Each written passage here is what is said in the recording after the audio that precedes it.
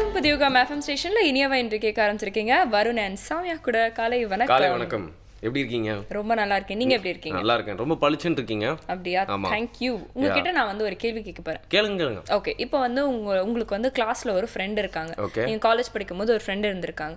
ஆனா அவங்க ரொம்ப சைலண்ட், ரொம்ப இன்னசென்ட், அவளெல்லாம் வந்து பேச மாட்டாங்க அப்படின்னா நீங்க அவங்கள வந்து ஒரு கம்பேனியனா ட்ரீட் பண்ணுவீங்களா, இல்ல வந்து அவங்கள வந்து கொஞ்சம் சப்ரஸ் பண்ண, டாமினேட் பண்ண ட்ரை பண்ணுவீங்களா? அப்படி இருந்தாலே பாத்தீங்கன்னா கொஞ்சம் அன்கம்ஃபர்டபுளா இருக்கும், நம்மளுக்கும் சரி அவங்களுக்கும் சரி. ஸோ அவங்கள எந்த அளவுக்கு கம்ஃபர்டபுள் பண்ணலாமோ அந்த அளவுக்கு நான் அவங்க கிட்ட கொஞ்சம் கைண்டா நடந்துக்க ட்ரை பண்ணுவேன். கிரேட், இது ஒரு நல்ல டிசிஷன். ஆனா சிலர் என்ன பண்ணுவாங்கன்னா, இப்படி ஒரு ஆள் இருந்தாலே உடனே அவங்கள டாமினேட் பண்ண ஆரம்பிச்சிருவாங்க. அவங்கள ஓட்டுறது, அவங்கள வந்து இந்த வேலை செய், எனக்கு போயிட்டு இதை வாங்கிட்டு வா, புல்லிங் பண்றது, ரெக்கார்ட் நோட் எழுதித்தா, இந்த மாதிரி எல்லாம் வந்து பண்ணும்போது நமக்கு புல்லிங் தானே. தெரியாம நான் வந்து பண்ணிட்டேனே.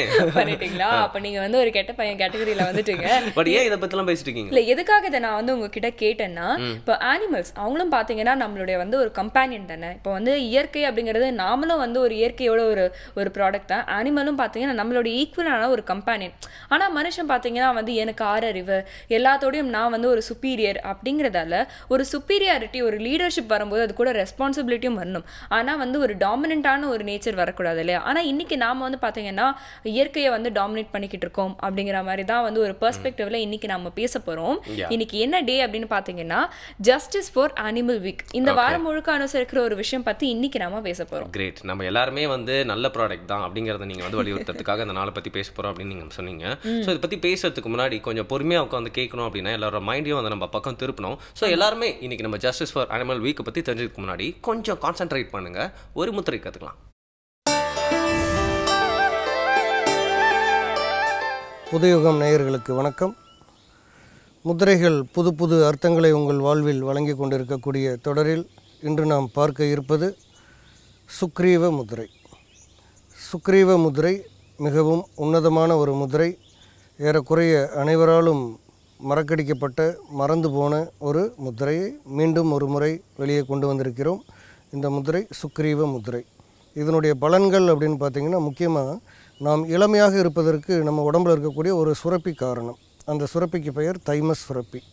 12 வயது முதல் கொஞ்சம் கொஞ்சமாக சுருங்க ஆரம்பித்து 21 வயது 25 வயது வரும்பொழுது முழுவதுமாக அந்த சுரப்பி சுருங்கி போயிடும். அப்படி சுருங்கி போயிடுச்சு அப்படின்னா நம்மகிட்டேருந்து இளமை கொஞ்சம் கொஞ்சமாக குறைய ஆரம்பித்து முதுமை வெளியே வர ஆரம்பிக்கும். அந்த வேலையை செய்யக்கூடியது இந்த தைமஸ் சுரப்பி. இது நம்மளுடைய மார்பு பகுதியில் இருக்குது. இந்த முதிரையானது நம்மளுடைய அநாதக சக்கரத்தில் வேலை செய்யும். ஏற்கனவே நம்ம வந்து நம்மளுடைய விசுக்தி சக்கரத்திற்கும் மூலாதார சக்கரத்திற்கும் சுவாதிஷ்டான சக்கரத்திற்கும் முதிரைகளை பார்த்திருக்கிறோம். அந்த வகையில் இது அநாதக சக்கரத்தினுடைய ஒரு முதிரை. இந்த முதிரை செய்வதன் மூலமாக இருதயம் பலமாகும், நம்மளுடைய தைமஸ் சுரப்பி தூண்டப்படும். அதன் மூலமாக இளமையை தக்க வைத்து கொள்ள முடியும்.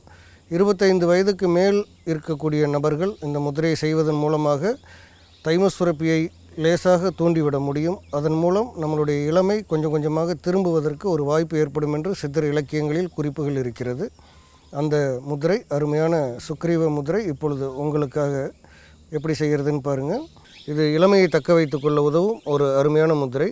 உங்களுடைய கை விரல்களில் சுண்டு விரலும் மோதிர விரலும் உள்பக்கமாக இப்படி கோர்த்து கொண்டு நடுவிரலை ஒன்றோடொன்று தொட்டு இப்படி வச்சுட்டு ஆள்காட்டி விரலை வந்து நடுவிரலினுடைய மேல் பகுதியில் பக்கவாட்டில் இப்படி வைக்கணும்.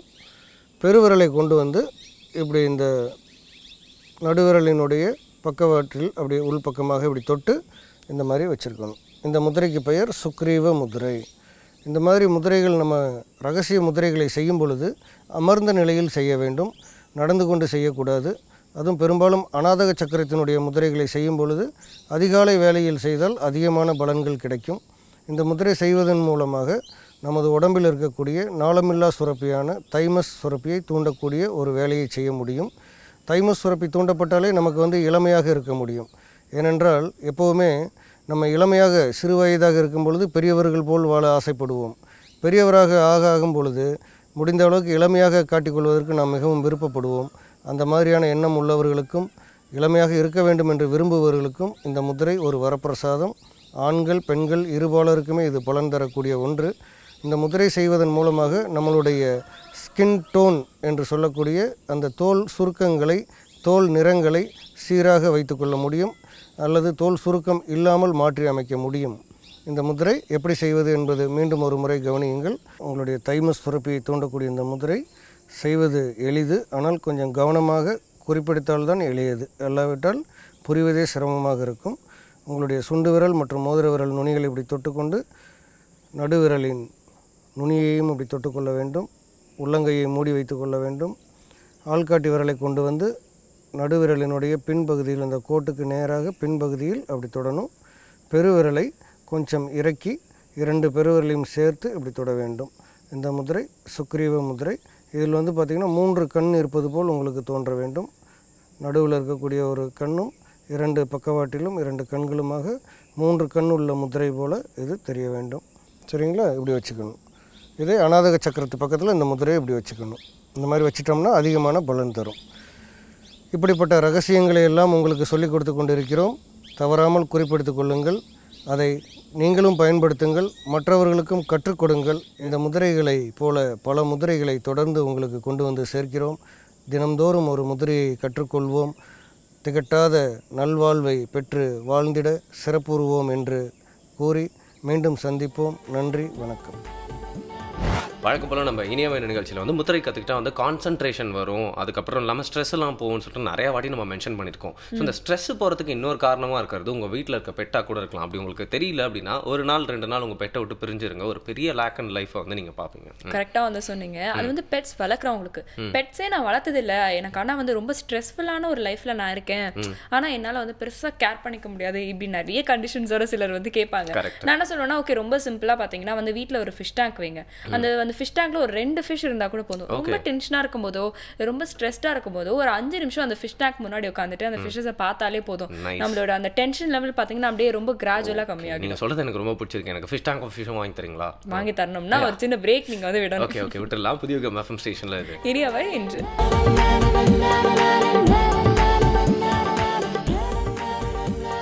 புதியகம் எஃப்எம் ஸ்டேஷன்ல இனியாவை இன்று கேட்டுட்டு இருக்கீங்க. வருணன் சாமியா கூட. அடுத்து பாத்தீங்கன்னா நம்ம சித்த வைத்தியர் அருண் சார் வந்து நலம் அன்புடன் பகுதியில வழக்கம் போல ஒரு பிரச்சனைக்கு சொல்யூஷனோட வெயிட் பண்ணிட்டு இருக்காரு. ஓகே, ஒருத்தருக்கு ஒரு பிரச்சனை அப்படி சொல்லுவாங்க. அதுல ஒரு பிரச்சனையா தான் இந்த சினப்பையில் கட்டி அப்படிங்கிற ஒரு விஷயம் இருக்கு. நான் இதை பத்தி வந்து அதிகமா கேள்விப்பட்டதில்ல. இது என்ன மாதிரியான ஒரு ப்ராப்ளம், உங்களுக்கு ஏதாவது ஐடியா இருக்கா?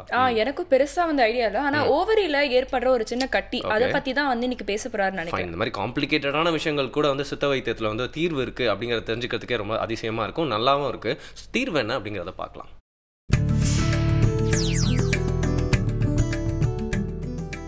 நலம் அன்புடன் பகுதியில் இன்றைக்கு நாம் பார்க்கக்கூடிய நோய் சினைப்பை கட்டி. அதாவது பெண்களுக்கு வரக்கூடிய சினைப்பையில் வரக்கூடிய கட்டிகளை பற்றி தான் நம்ம பார்க்க போகிறோம். இதை வந்து பிசிஓடி அப்படின்னு கூட ஆங்கிலத்தில் குறிப்பிடுவாங்க. பாலிசிஸ்டிக் ஓவேரியன் டிசீஸ் அல்லது பாலிசிஸ்டிக் ஓவேரியன் சிண்ட்ரோம் அப்படின்னு கூட குறிப்பிடுவாங்க. இதனுடைய குறிகுணங்கள் எப்படி இருக்கும் அப்படின்னு பார்த்தீங்கன்னா, பெண்களுக்கு வரக்கூடிய அந்த மாதவிலக்கு சீராக வராது. மாதவிலக்கில் வந்து கோளாறாக இருக்கும். ஆரம்ப நிலைகளில் சாதாரணமாக 3லேருந்து 5 நாட்கள் இருக்கக்கூடிய மாதவிலக்கு படிப்படியாக குறைஞ்சிக்கிட்டே வரும். 3 நாட்கள்ங்கிறத 2 நாட்களாகவோ 1 நாட்களாகவோ அந்த ஃப்ளோவும் சரியாக இருக்காது. இந்த மாதிரியான சிக்கலை உருவாக்கும். அதாவது முட்டை உற்பத்தி, சினைப்பையிலேருந்து வெளிவரக்கூடிய அந்த முட்டை உற்பத்தி குறையிறதுனால சிலருக்கு வந்து பீரியட்ஸ் நார்மலாக இருந்தாலும் பிற்காலத்தில் கருத்தரிப்பதில் வந்து நிறைய பிரச்சனைகள் வரலாம். கருத்தரிப்பதற்கு வந்து முக்கியமாக இன்றைக்கு இருக்கக்கூடிய அந்த பிரச்சனைக்கு முக்கியமான காரணமாக அந்த பிசிஓடி தான் சொல்லப்படுது. இன்றைக்கு இருக்கக்கூடிய பெண்கள் கிட்டத்தட்ட 60% பேருக்கு இந்த பிசிஓடி இருக்கிறதா ஒரு ஆய்வு சொல்லுது. அதாவது பெரும்பான்மையான பெண்களுக்கு வந்து மாதவிலக்கு ஒழுங்காக இருந்தாலும் பிற்காலத்தில் கருத்தரிப்பதுக்கு கஷ்டப்பட்டு நிறைய மகளிர் மருத்துவர்களை பார்க்கக்கூடிய ஒரு சூழ்நிலையை இந்த நோய் தான் ஏற்படுத்துதுன்னு சொல்லலாம். இந்த நோய்க்கான அறிகுறிகள் எப்படி இருக்குங்கிறத முதல்ல சொன்னால், அதனுடைய உடல் ரீதியாக என்னென்ன மாற்றங்கள் இருக்குன்னா, உடல் வந்து தன்னால் பருமன் ஆகும். அதாவது நார்மலாக இருக்கக்கூடிய வெயிட் வந்து கூட்டிக்கிட்டே போகும். அவங்க சாப்பாடெலாம் லிமிட்டாக தான் சாப்பிடுவாங்க. ஆனால் சாப்பாடு கம்மியாக சாப்பிட்டா கூட உடம்பு எடை அதிகரிக்கக்கூடிய ஒரு சூழ்நிலை இருக்கும். முகத்தில் அங்கங்கே முடிகள் ஏற்படும். மீசை வளர்கிற மாதிரி முடிகள் ஏற்படலாம். உடம்புலேயும் முடி வளர்ச்சி வந்து அதிகமாக இருக்கலாம். கிட்டத்தட்ட உடலில் வந்து அதிகப்படியான ஒரு ஆண் தன்மை வரக்கூடிய ஒரு சூழ்நிலை வந்து இந்த பிசிஓடி டிசீஸ் வந்து உருவாக்கும். இது இல்லாமல் அவங்களுக்கு தொடர்ந்து இந்த வியாதி இருந்துகிட்டே இருந்தாங்கன்னா பிற்காலத்தில் வந்து டயபிட்டிஸ் வர்றதுக்கு ஒரு காரணமாக இருக்கும். உடல் எடை அதிகரிப்பே வந்து மெட்டபாலிக் டிசார்டரான நீரிழிவு வர்றதுக்கு ஒரு முக்கியமான காரணமாக இருக்கும். அதனால் நீரிழிவு வியாதி, அதிகரித்த ஹைப்பர் டென்ஷன், அதாவது ரத்த அழுத்தம் அதிகரித்து நம்ம ரத்த அழுத்தம்னு சொல்லக்கூடிய உறுதி அழுத்தம்னு சொல்லக்கூடிய ஹைப்பர் டென்ஷன் அவங்களுக்கு வரலாம். இருதயம் சம்மந்தப்பட்ட நோய்கள் வரலாம். இது எல்லாத்துக்கும் ஒரு முக்கியமான ஒரு அடிப்படை காரணமாக அந்த பிசிஓடி இருக்கும். இந்த பிசிஓடி வந்துருச்சுன்னா அதை எப்படி நம்ம வந்து தவிர்க்கிறது, அதில் என்ன மாதிரியான ட்ரீட்மெண்ட் வச்சுருக்கிறது அப்படின்னு பார்த்தீங்கன்னா, பிசிஓடி இருக்கிறவங்க, அதாவது ஆரம்ப காலத்தில் இதை நம்ம கண்டுபிடிச்சிட்டோம் அப்படின்னா, நம்ம கற்றாழை, வீட்டில் இருக்கக்கூடிய கற்றாழையை பயன்படுத்தினாலே இந்த நோயிலேருந்து ஓரளவுக்கு வெளிவர முடியும். பெரும்பாலும் கற்றாழைக்கு வந்து குமரி அப்படிங்கிற வேறு பேர் உண்டு. குமரிங்கிறது பெண்ணையும் குறிக்கும், கற்றாழையும் குறிக்கும். அந்த பெண்ணுக்குரிய அந்த பருவ நிலையில் வரக்கூடிய எல்லா மாற்றத்தையும் சரி செய்யக்கூடிய தன்மை இந்த கற்றாழைக்கு உண்டு. இந்த கற்றாழையை வந்து நம்ம அந்த உள்ளே இருக்கக்கூடிய அந்த சோறை எடுத்து நன்றாக ஒரு 7 முறை நன்றாக கழுவிட்டு அதை வந்து ரெகுலராக நம்ம சாப்பிட்டு வரலாம். காலையில் வெறும் வயிற்றில் ஒரு மடலில் இருக்கக்கூடிய சோறை நன்றாக எடுத்து ஒரு 7 முறை நன்றாக அதை நல்லா சுத்தமான ஓடு தண்ணீரில் நன்றாக கழுவி அதை சாப்பிட்டு வந்தோம்னாலும் இந்த மாற்றம் வந்து ஒரு 6 மாதம் வரைக்கும் தொடர்ந்து சாப்பிட்டு வரும்போது வரும். இதே வந்து லேகியமாக செஞ்சு வச்சுக்கலாம். வீட்டில் கற்றாழை இல்லை ஆனால் மொத்தமாக கிடச்சிருக்குங்கிறவங்க அதை கற்றாழை வந்து லேகியமாக செஞ்சு வச்சுக்கலாம். இந்த கற்றாழை, கருப்பட்டி, வெள்ளைப்பூடு இது 3 எடுத்துக்கிட்டு அதை வந்து லேகியமாக ப்ரிப்பேர் பண்ணிக்கலாம். ஏற்கனவே இந்த நிகழ்ச்சியில் நம்ம பார்த்துருப்போம். குமரி பக்குவம்னு அதுக்கு பேர். அந்த லேகியத்தை காலை மாலை 2 வேளை 5 கிராம் அளவு எடுத்துகிட்டு வந்தாலும் இந்த பிசிஓடின்னு சொல்லக்கூடிய இந்த பிரச்சனை வந்து மாறும். பொதுவாக அந்த வெள்ளைப்பூடுக்கும் அந்த தன்மை உண்டு. அந்த கொலஸ்ட்ராலை கண்ட்ரோல் பண்ணக்கூடிய ஆற்றல் உண்டு. இந்த மாதிரியான சினைப்பை கட்டியிலும் நேரடியாக செயல்படக்கூடிய ஆற்றல் உண்டு. கற்றாழைக்கும் அதே தன்மை உண்டு. சினைப்பை, கருப்பை இது சார்ந்த எல்லா பிரச்சனையும் தீர்க்கக்கூடிய முக்கியமான ஒரு மூலிகையாக அந்த கற்றாழை சொல்லப்படும். இந்த கற்றாழை நம்ம தொடர்ந்து பயன்படுத்திட்டு வந்தோம்னாலே இந்த பிரச்சனையிலேருந்து முற்றிலுமாக வெளிவரலாம். இது இல்லாமல் இதிலே தொடர்ந்து இந்த பிரச்சனை இருந்துகிட்டே இருக்குது. இது சார்ந்த மற்ற பிரச்சனை இருக்குது. அதாவது உடல் எடை அதிகரிப்புக்கெலாம் வந்து கோடம்புளி பயன்படுத்தலாம். அந்த டயபிட்டிஸ் இருக்குன்னா அதுக்கு ஆவாரை பயன்படுத்தலாம். மற்ற குறிகுணங்களுக்கு அதற்கு தேர்ந்த மருத்துவம் செய்து கொண்டு தொடர்ந்து ஒரு 6 மாதம் வரைக்கும் ட்ரீட்மெண்ட் எடுத்தும் போது இந்த பிசிஓடின்னு சொல்லக்கூடிய அந்த பிரச்சனை ஆரம்ப நிலையிலே நம்ம சரி வர முடியும். 5-6 வருஷம் கழிச்சு தான் வந்து நம்ம இதை நோட்டீஸ் பண்ணுறோம். இது நமக்கு தெரியவே இல்லை. கல்யாணம் ஆன பிறகு குழந்தை இல்லைங்கிறத டெஸ்ட் பண்ணும்போது தான், ஸ்கேன் பண்ணி பார்க்கும்போது தான் இந்த பிரச்சனையே இருக்குது. ஏன்னா சில பேருக்கு வந்து மாத விளக்கம் சரியாகவே இருந்துகிட்டே இருக்கும். அந்த முட்டை உற்பத்தி ஆகிற விஷயமே ஸ்கேன் பண்ணி பார்க்கும்போது தான் தெரிகிற மாதிரி இருக்கும். அந்த மாதிரி பிரச்சனை இருந்தால் அருகில் உள்ள சித்த மருத்துவர்களை அணுகுனிங்கன்னா அதற்குரிய மருந்துகள் கொடுப்பாங்க. அந்த பீரியட்ஸ் டைமில் சாப்பிடக்கூடிய ஒரு சில பேதி மருந்துகள் கொடுப்பாங்க. மலை வேம்பாதி தைலம்னு பேர். அந்த மாதிரி பேதி மருந்துகளை அந்த 3 நாட்கள் மட்டும் சாப்பிட முடியும். அந்த 3 நாட்கள் காலையில் வெறுவயத்தில் எடுக்கும்போது 5-6 முறை பேதி ஆகும். அந்த மருந்தோட தன்மை வந்து அன்றைக்கு அந்த மாதவிளக்கு அன்னைக்கு எடுக்கிறதெல்லாம் நேரடியாக அது கருப்பையிலையும் ஓவிரிலையும் செயல்படக்கூடிய திறன் வாய்ந்ததாக இருக்கும். இந்த பிரச்சனையை படிப்படியாக ஒரு 6 மாதம் வரைக்கும் சாப்பிடும்போது அது படிப்படியாக குறைக்கக்கூடிய ஆற்றலும் அந்த மலை வெம்பாதி தைலத்துக்கு. இந்த மாதிரியாக இதை வந்து பெரிய அளவு ஒரு செலவு இல்லாமல் எளிய சித்த வைத்தியத்தின் மூலமாகவே இந்த பிசிஓடி பிரச்சனையை வந்து முழுமையாக நம்ம வந்து நீக்கிக்க முடியும். இது மூலமாக பல்வேறு நோய்களுக்கு அடிப்படையாக இருக்கக்கூடிய இந்த நோயை தீர்ப்பதன் மூலமாகவும் மகப்பேருக்கு தடையாக இருக்கக்கூடிய இந்த நோயை எளிய நம்ம சித்த வைத்தியம் மூலமாகவே ஒரு கற்றாழை மூலமாகவும் ஒரு வெள்ளைப்பூடை அதிகமாக சேர்த்துக்கிறது மூலமாகவும் இல்லை ஜீரகத்தை அதிகமாக சேர்த்துக்கிறது மூலமாகவோ ஆவாரையை அதிகமாக சேர்த்துக்கிறது மூலமாகவும் நம்ம எளிவாக இந்த நோயிலிருந்து விடுபட முடியும். பிரச்சனைக்கு நிறைய தீர்வு முறைகள் இருக்க மாதிரி, அதாவது ஆங்கில மருத்துவமாக இருக்கட்டும், இதோ சிறந்த சித்த மருத்துவமாக இருக்கட்டும், இது மாதிரி நிறைய தீர்வுகள் வகையாக இருந்தாலும் அதே மாதிரி இந்த கலை அப்படிங்கிறத பற்றியும் வந்து அறிஞர்களுக்கு ஒரு வகையான தாட்ஸ் இருந்திருக்கு அப்படின்னு சொல்லலாம். அதுவும் சரிதான். ஏன்னா ஒவ்வொருத்தரும் பார்த்தீங்கன்னா ஒவ்வொரு வேவ் லென்த்ல வந்து இருப்பாங்க. நீங்க யார் வேவ் லென்த் கேட்ச் பண்ண பாக்குறீங்க? யார் வேவ் லென்த் கேட்ச் பண்ண பாக்குறேன்னா இப்போ ஜான் ரஸ்கின் அப்படிங்கிறவர் பார்த்தீங்கன்னா ஒரு இன்ட்ரெஸ்டிங்கான ஒரு வேவ் லென்த்ல அவர் ஒரு விஷயம் சொல்லியிருக்காரு. அவர் என்ன சொல்லியிருக்காருன்னா வந்து இப்போ கலை, அதாவது இந்த ஓவியம் இருக்கு இல்லையா, இந்த ஓவியம்லாம் பார்த்தீங்கன்னா வந்து பேப்பரை அழுக்காக்குற ஒரு வேலை தான்ப்பா அப்படின்னு சொல்லிட்டாரு. ஓகே, என்ன இப்படி சொல்லிட்டாரு? கலையை பத்தி ஏதாவது பெருமையா சொல்லுவாரு? இல்ல, நானும் முதல்ல இப்படிதான் வந்து ஷாக் ஆயிட்டு அப்படியே வந்து கோவமா இருந்துச்சு. என்னது கலையை பத்தி இப்படி பேசுறாரு? அப்புறம் பார்த்தா வெயிட் பண்ணுங்க, அதுக்குள்ள அவசரப்படாதீங்க. அதாவது வந்து பேப்பரை அழுக்காக்குற ஒரு விஷயம் தான், ஆனா நேர்த்தியா அழுக்காக்குற ஒரு விஷயம் அப்படின்னு சொல்லியிருக்காரு. அதுலயும் ஒரு கவித்துவமா கலையை வந்து திணிச்சிட்டாருல. ஜான் ரஸ்கின் சொன்னதான் வந்து ஆமோதிக்கிறேன். நானும் வந்து சப்போர்ட் பண்றேன். அண்ட் இன்னொருத்தர் நம்ம பெட்ஸை பத்தி இப்படி ஒரு பாயிண்ட்ல தான் பேசிக்கிட்டே இருக்கோம் இல்லையா, இவர் வந்து பெட்ஸை பத்தின ஒரு கருத்து வச்சுட்டு இருக்காரு. இவர் பேசுற விஷயங்கள்லாம் வந்து எவ்வளவு இன்ட்ரெஸ்டிங்கா இருக்குன்னு உங்களுக்கே தெரியும். அவர்கிட்ட பேசுறதுக்கு முன்னாடி அவர் என்ன பேசுறாரு அப்படிங்கறத பாக்கிறதுக்கு முன்னாடி ஒரு குட்டி பிரேக் எடுத்துக்கலாம். புதிய யுகம் எஃப்எம் ஸ்டேஷன்ல இது இனியவை இன்று.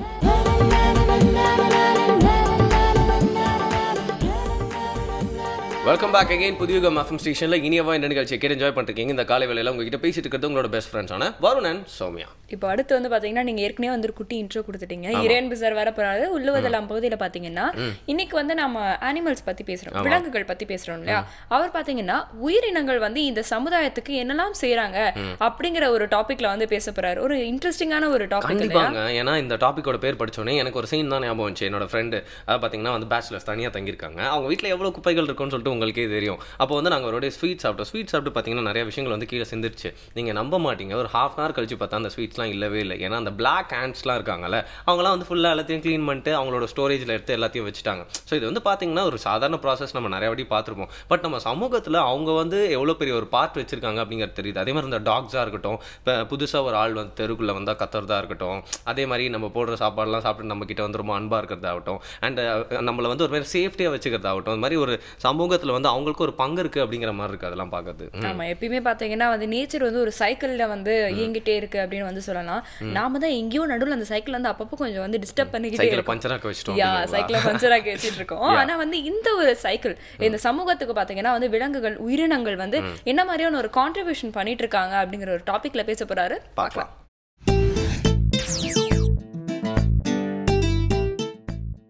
வணக்கம். நாம் நிறைய பூச்சிகளை பார்க்குறோம். இந்த ஒவ்வொரு பூச்சியுமே இந்த இயற்கையினுடைய சமத்தன்மையில் எதையோ ஒன்று கான்ட்ரிபியூட் பண்ணிகிட்ருக்கு. ஒரு உதாரணத்துக்கு நான் இப்போ பேசிக்கிட்டு இருக்கேன், நிறைய லைட் இங்கே இருக்குது. இதில் வந்து ஒரே ஒரு லைட்டை ஆஃப் பண்ணால் அதனால் என்ன ஆகிடப்போகுது அப்படின்னு நான் நினைக்கலாம். ஆனால் இந்த ஷோவை நடத்துகிறவங்க நினைக்க மாட்டாங்க. அவங்களுக்கு தெரியும் இந்த ஒரு லைட்டை ஆஃப் பண்ணாலே முகத்தில் ஷேடு விழுவோம் அப்படின்னு சொல்லி. இப்படியே ஒவ்வொரு லைட்டாக அணைச்சிக்கிட்டே போனால் அப்புறம் இருட்டில் தான் உட்காந்து பேசிகிட்டு இருக்கணும். என் முகமும் தெரியாது, என் குரலும் கேட்காது. அப்போ இயற்கையில் இருக்கக்கூடிய உயிர்கள் எல்லாமே இந்த மாதிரி சின்ன சின்ன ஒளியை வந்து வழங்கிக்கிட்டே இருக்குது. அதில் ஏதாவது ஒன்று அணைச்சிட்டு போனோம்னா ஒன்றும் ஆகாது அப்படின்னு நம்ம நினைக்கிறோம். அது உண்மையல்ல. இந்த ஒவ்வொன்றுமே ஏதோ ஒரு வகையில் ஒரு கான்ட்ரிபியூஷன் பண்ணிக்கிட்டே தான் இருக்குது. அது மாதிரி இந்த பூச்சிகள் சின்னதாக இருக்கே அப்படிங்கிறதுனால அதனுடைய மகத்துவம் குறையிறதில்லை. அது ஏதோ இந்த இயற்கையினுடைய சமத்தன்மையை ஒரு வகையில் நிலைநிறுத்திக்கிட்டே தான் இருக்குது. நாம் வந்து செடிகளுக்கு மருந்து தெளிக்கிறோம். நாம் என்ன நினைக்கிறோம்னா செடிகளுக்கு ஊறு விளைவிக்கக்கூடிய பூச்சிகளை எல்லாம் அழிச்சிட்டோம் அப்படின்னு நினைக்கிறோம். ஆனால் அதே நேரத்தில் நன்மை பயக்கக்கூடிய தேனீ, வண்டுகள், அந்த பூச்சிகளை சாப்பிடக்கூடிய சில பூச்சிகள், அவற்றையும் நம்ம அழிச்சிக்கிட்டு இருக்கோம்.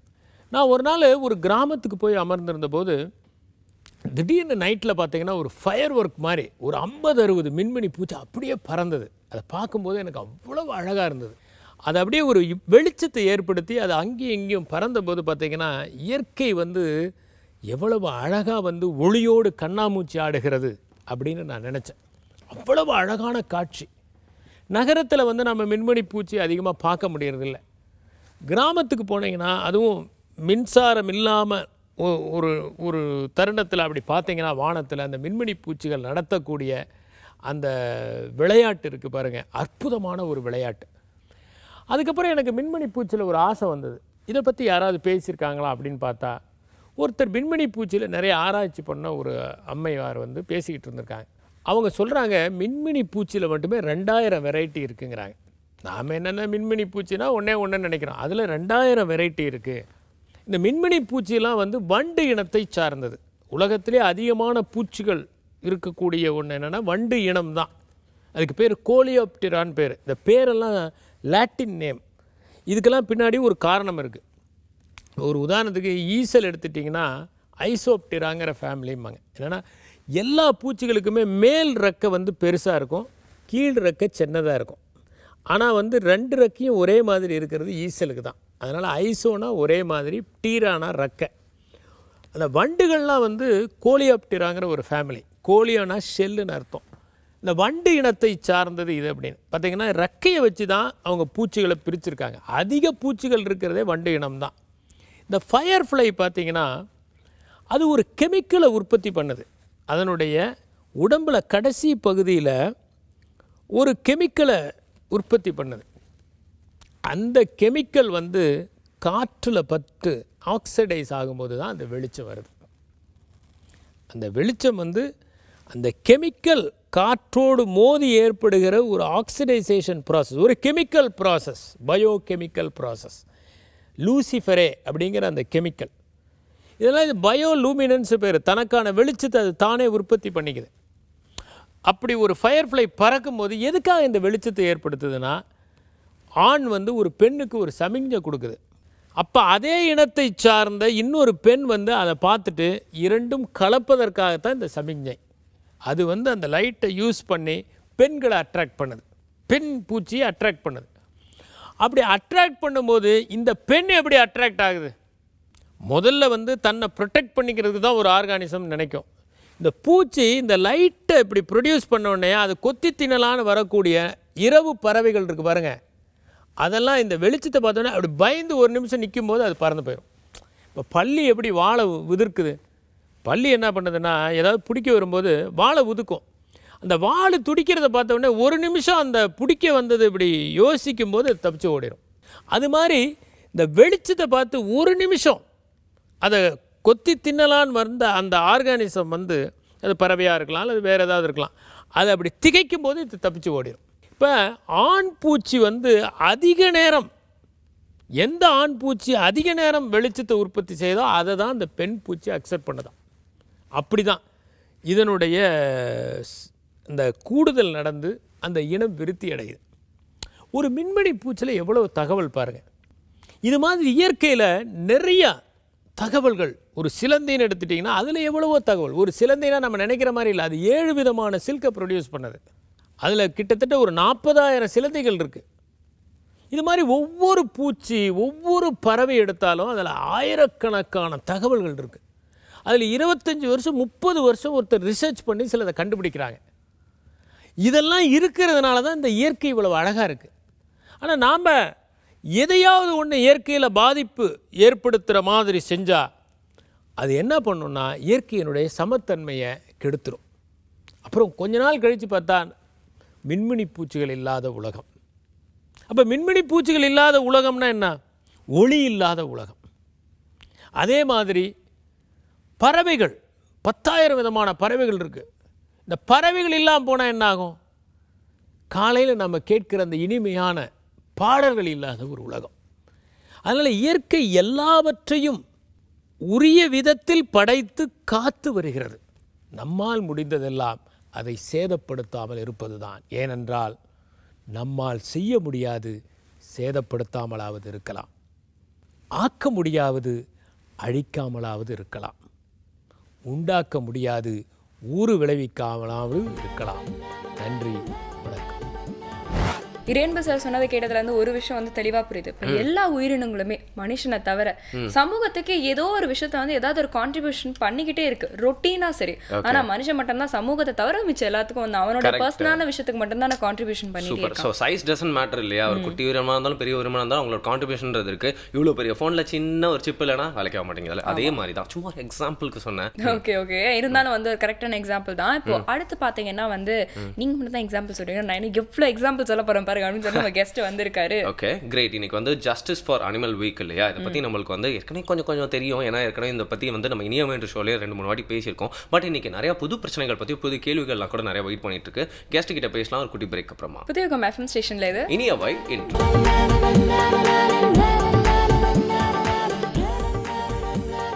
Welcome back. புதிய FM ஸ்டேஷன்ல இனியாவை என்று கேட்டுருக்கீங்க. வருண் அண்ட் சாமியா கூட ஜஸ்டிஸ் ஃபார் அனிமல் வீக் இல்லையா, இந்த வாரம் முழுக்க அனுசரிக்கிற ஒரு விஷயம் பற்றி, ஒரு முக்கியமான விஷயம் பற்றி இன்னைக்கு நாம வந்து ஒரு ஸ்பெஷல் கெஸ்ட் கிட்ட வந்து டிஸ்கஸ் பண்ண போறோம். எக்ஸாக்ட்லி, அதை பற்றி பேசுறதுக்காக ஜெரால் சார் வந்திருக்காரு. Sir thank you so much for coming. இதுக்கு முன்னாடி நம்ம ஷோவில் வந்து நிறைய வாட்டி இந்த இஷ்யூஸ் பற்றி நீங்கள் நிறைய விஷயம் கூட வந்து ஷேர் பண்ணியிருக்கீங்க. இன்னைக்கு கொஞ்சம் டிஃப்ரெண்ட்டான பாயிண்ட் ஆஃப் வியூவில் வந்து நிறைய கொஷின்ஸ்லாம் கேட்க போகிறோம். ஸோ எங்களோட ஃபர்ஸ்ட் கொஷனே, விலங்குகளுக்கு உரிமை அப்படின்னா என்ன? அவங்களுக்கு ஏன் வந்து உரிமை அப்படிங்கிறது அவசியம்? இல்லை, எந்த ஒரு ஜீவராசிக்குமே உரிமைங்கிறது முக்கியம். உரிமைங்கிறது மனிதனுக்கான ஒரு விஷயமா நம்ம பார்க்க வேண்டியதெல்லாம் இல்லை. ஆல் த லிவிங் கிரியேச்சர்ஸ்க்கு உரிமை இருக்குது. விலங்குகளுக்கு இருக்குது, மனிதனுக்கு இருக்குது, இயற்கைக்கு இருக்குது உரிமை. ஒரு கடலை வந்து ஆமாம் எல்லாத்துக்குமே இருக்குது. ஒரு மரத்துக்கும் உயிர் இருக்குது. அதே மாதிரி தான் விலங்குகளுடைய உரிமை. அதனால் விலங்குகளுக்கும் உரிமை முக்கியங்கிறது தான் என்னுடைய கருத்து. ஓகே, அப்போ விலங்குகளோட இந்த உரிமைகள்லாம் வந்து எங்கெங்கெல்லாம் பாதிக்கப்படுதுன்னு சொல்ல முடியுமா? விலங்குகளுக்கு முதல்ல உரிமையே இல்லை, ஒட்டுமொத்தமான ஒரு பாதிப்பு தான். ஏன்னா மனிதன் என்ன முடிவு பண்ணுறான்னா, இந்த இந்த இந்த யூனிவர்ஸ் வந்து எனக்கானது, சோகால்டு ஹியூமன் பீயிங் அப்படிங்கிற ஒரு ஆமாம் அப்படின்றது மாதிரியே நம்மளாவே முடிவு பண்ணிக்கிறது. எனக்கு 6 அறிவு அப்படிங்கிறதெல்லாம் முடிவு பண்ணிக்கிட்டு மற்ற எந்த ஜீவராசிக்கும் உரிமை கொடுக்கறதில்ல, வாழ்விடம் கொடுக்கறதில்ல, குறைந்தபட்சமாக உணவே இல்லை அப்படிங்கிறது தான். அதாவது முன்னாடி இப்போ கம்பேனியன் அனிமல் எல்லாம் பார்த்தோம்னா, முன்னாடி என்னென்னா ஒரு வீட்டுக்கு ஒரு நாய் இருக்கும், இல்லை ஒரு தெருவுக்கு 4 நாய் இருக்கும். அந்த 4 நாய்க்கும் உணவு சாதாரணமாக கிடைக்கும். ஏன்னா சாப்பிட்டுட்டு மீதி இருக்கக்கூடியதையே வெளியில் தான் போடுவோம். எல்லாருமே போடுவோம். காக்கா இருக்கும், குருவி இருக்கும். அந்த கிராமமாக இருந்தாலும் சரி, நகரமாக இருந்தாலும் சரி, நம்மை சார்ந்து வாழக்கூடிய உயிரினங்கள் இருக்கும். அதனால் உயிரினங்களுக்கான வாழ்விடமே இல்லை. ஸோ அந்த உரிமைகள் உணவு உடை எல்லாமே காணாம போயிடுச்சு. இன்றைக்கி மனிதனை பொறுத்த வரைக்கும் அவனுடைய வாழ்வாதாரமும் காணாம போயிடுச்சு, இயற்கை அழிந்து போகுது, விவசாயம் அழிந்து போகுது, இதை சார்ந்து வாழக்கூடிய உயிரினங்களுக்கும் உணவும் இல்லை, உறைவிடமும் இல்லாமல் போயிடுச்சு. ஃபர்ஸ்ட்லாம் வந்து நம்மளோட பில்டிங்கில் ஏதோ ஒரு பறவை வந்து கூடு கடிச்சுன்னா நமக்கு ரொம்ப சந்தோஷமாக இருக்கும், கலைக்கக்கூடாது அப்படின்னு சொல்லுவாங்க. இப்போ வந்து ஃபர்ஸ்ட்டே வந்து ஒரு ஃபேஷன் ஸ்டேட்மெண்ட் ஆயிடுச்சு, ஐயோ என்னோட பில்டிங்கில் எதுவுமே இருக்கக்கூடாதுன்னு சொல்லிட்டு எதுவாக இருந்தாலும் எடுத்துருவாங்க அப்படின்னு சொல்லலாம். அண்ட் துன்புறுத்துறது அப்படின்னாலே வந்து இதெல்லாம் துன்புறுத்துறது இல்லைங்க அப்படின்னு சொல்லிட்டு நிறைய பேர் சொல்லிட்டு இருக்காங்க. ஸோ அதுலேயே ஒரு கன்ஃபியூஷன் இருக்குது, எதெல்லாம் துன்புறுத்துறது அண்ட் எங்கெல்லாம் துன்புறுத்திட்டு இருக்காங்க அப்படின்னு. இது ஒரு இம்பார்ட்டன்டான கேள்வி. ஏன் அப்படின்னு பார்த்தீங்கன்னா வந்து இப்போ டொமஸ்டிக் அண்ட் வைல்டு அப்படின்னு வந்து 2 கேட்டகரியாக நம்ம வந்து பிரிக்கிறோம். நிறைய பேர் என்ன நினைக்கிறாங்கன்னா வைல்டு அனிமலில் மட்டும்தான் வந்து வேட்டையாடுறது மாதிரியான துன்புறுத்தல்கள் நடக்குது, டொமஸ்டிக் வந்து வீட்டில் வந்து செல்ல பிராணிகளாக தானே வளர்க்குறாங்க, அவங்க ஏன் துன்புறுத்த போகிறாங்க அப்படின்ற கேள்வி கூட நிறைய பேர் கேட்குறாங்க. ஆனால் அங்கேயும் நிறைய அபியூசிங்ஸ்லாம் வந்து நடக்குதுன்னு நம்ம சொல்கிறோம் இல்லையா? ஸோ இந்த மாதிரி துன்புறுத்தப்படுவது எங்கெல்லாம் அதிகமாக நடக்குது? ஒரு 5 நாளைக்கு முன்னாடி ஓஎம்ஆர்லேருந்து ஒருத்தர் எனக்கு ஃபோன் பண்ணார். நான் வந்து என் குழந்தைக்கு பாதுகாப்புக்காக ஒரு லேபர்டா டாக் ஒன்று வாங்கினேன். ஆனால் வந்து அது கத்துது. லேபர்டா டாக்னா சவுண்டு பயங்கர கணீர்னு இருக்கும். ஆமாம் இருக்குது, பக்கத்தில் இருக்கிறவங்க சண்டை போடுறாங்க. ஸோ இவருடைய இன்டென்ஷன் வந்து டாக் வாங்கணுங்கிறது இல்லை, குழந்தையுடைய பாதுகாப்புக்காக அந்த டாகை வாங்கியிருக்கிறாரு. ஸோ இந்த மாதிரி என் குழந்தைக்கு ஒரு பொம்மை வாங்கணும், அதுக்கு பதிலாக ஒரு நாய்க்குட்டியை வாங்கி கொடுக்குறது, நாய்க்குட்டி பொம்மை வாங்கலாம். ஸோ இந்த மாதிரியான டொமஸ்டிகேட்டட் அனிமலில் வந்து கொஞ்சம் கூட அவேர்னஸ் கிடையாது. டாக் ஒன்றும் பொம்மை இல்லை, டாக் ஒன்றும் பொம்மை கிடையாது. ஆமாம், எந்த ஒரு உயிரினமும் பொம்மை கிடையாது இல்லையா? அதுக்கான வாழ்விடம் இருக்குது. இது இன்னும் அதான் இது இல்லீகல் ப்ரீடிங் இன்றைக்கி அதிகமாகிடுச்சு. ப்ரீடர்ஸ் இன்றைக்கி இப்போ எங்கேயுமே இந்த பெட் ஷாப் ரெகுலேஷன் ஆக்ட்னு ஒன்று மத்திய அரசு கொண்டு வந்தாங்க, அது டிராஃப்டோட அப்படியே இருக்குது.